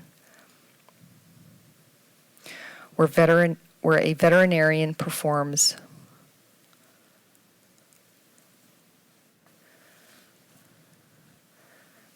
veterinary medical services limited to only vaccination and preventive procedures for parasite control that is provided to the public during a scheduled vaccination event. Okay. why would you limit it to a veterinarian performing it? Because there could be other people at the clinic. Okay, yeah, we can change that. Licensed too. So, not to throw a wrench in the term temporary, but I can speak from experience when you have temporary practice in a statute, and then don't define what temporary practice is, that becomes an enforcement issue, because that's a subjective term unless it's defined in statute. So I would just recommend either define what temporary is, or so there are statutes out there that are defining temporary after living through, trying to enforce temporary. So there's existing. Do you think that if we use temporary location where vaccinations and/or immunizations are provided to the public during a scheduled vaccination event, do you think that it would be clear that the temporary nature of this is the scheduled vaccination event? Yeah, would that do it? I mean, sometimes we just have to try something until we figure out whether or not it's working and change it later. I think this is where Dick would say, well, then somebody could call their Saturdays a vaccination event in their brick and mortar and get away with things. Well, that's why we have B in there too. B. Be the Okay, so are we in agreement with that? Are we okay with that? I think so. Okay, can I ask this is probably stupid. Okay, can I ask a question just for clarification? Again, regarding B, diagnostic tests shall not be performed and dangerous drugs shall not be prescribed. That does not mean to an individual animal. That means at this event, at this location, those diagnostic tests and dangerous drugs cannot be prescribed to anyone, correct?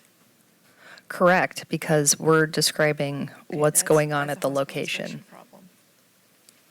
We can talk about that later. Why? I just know of a specific instance where that was. At a clinic? Okay. Yeah, so diagnostic tests shall not be performed and dangerous drugs shall not be prescribed to anyone, not just to an individual animal. It's like you have an individual animal comes up and they say, this one gets vaccinated, the next one comes up and says, oh, it can't get any vaccines because it's going to have blood drawn for a heartworm test.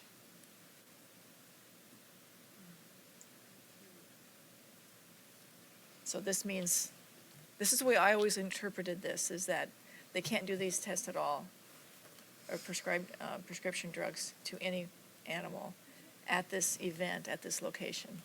I think it's clear the way it is, because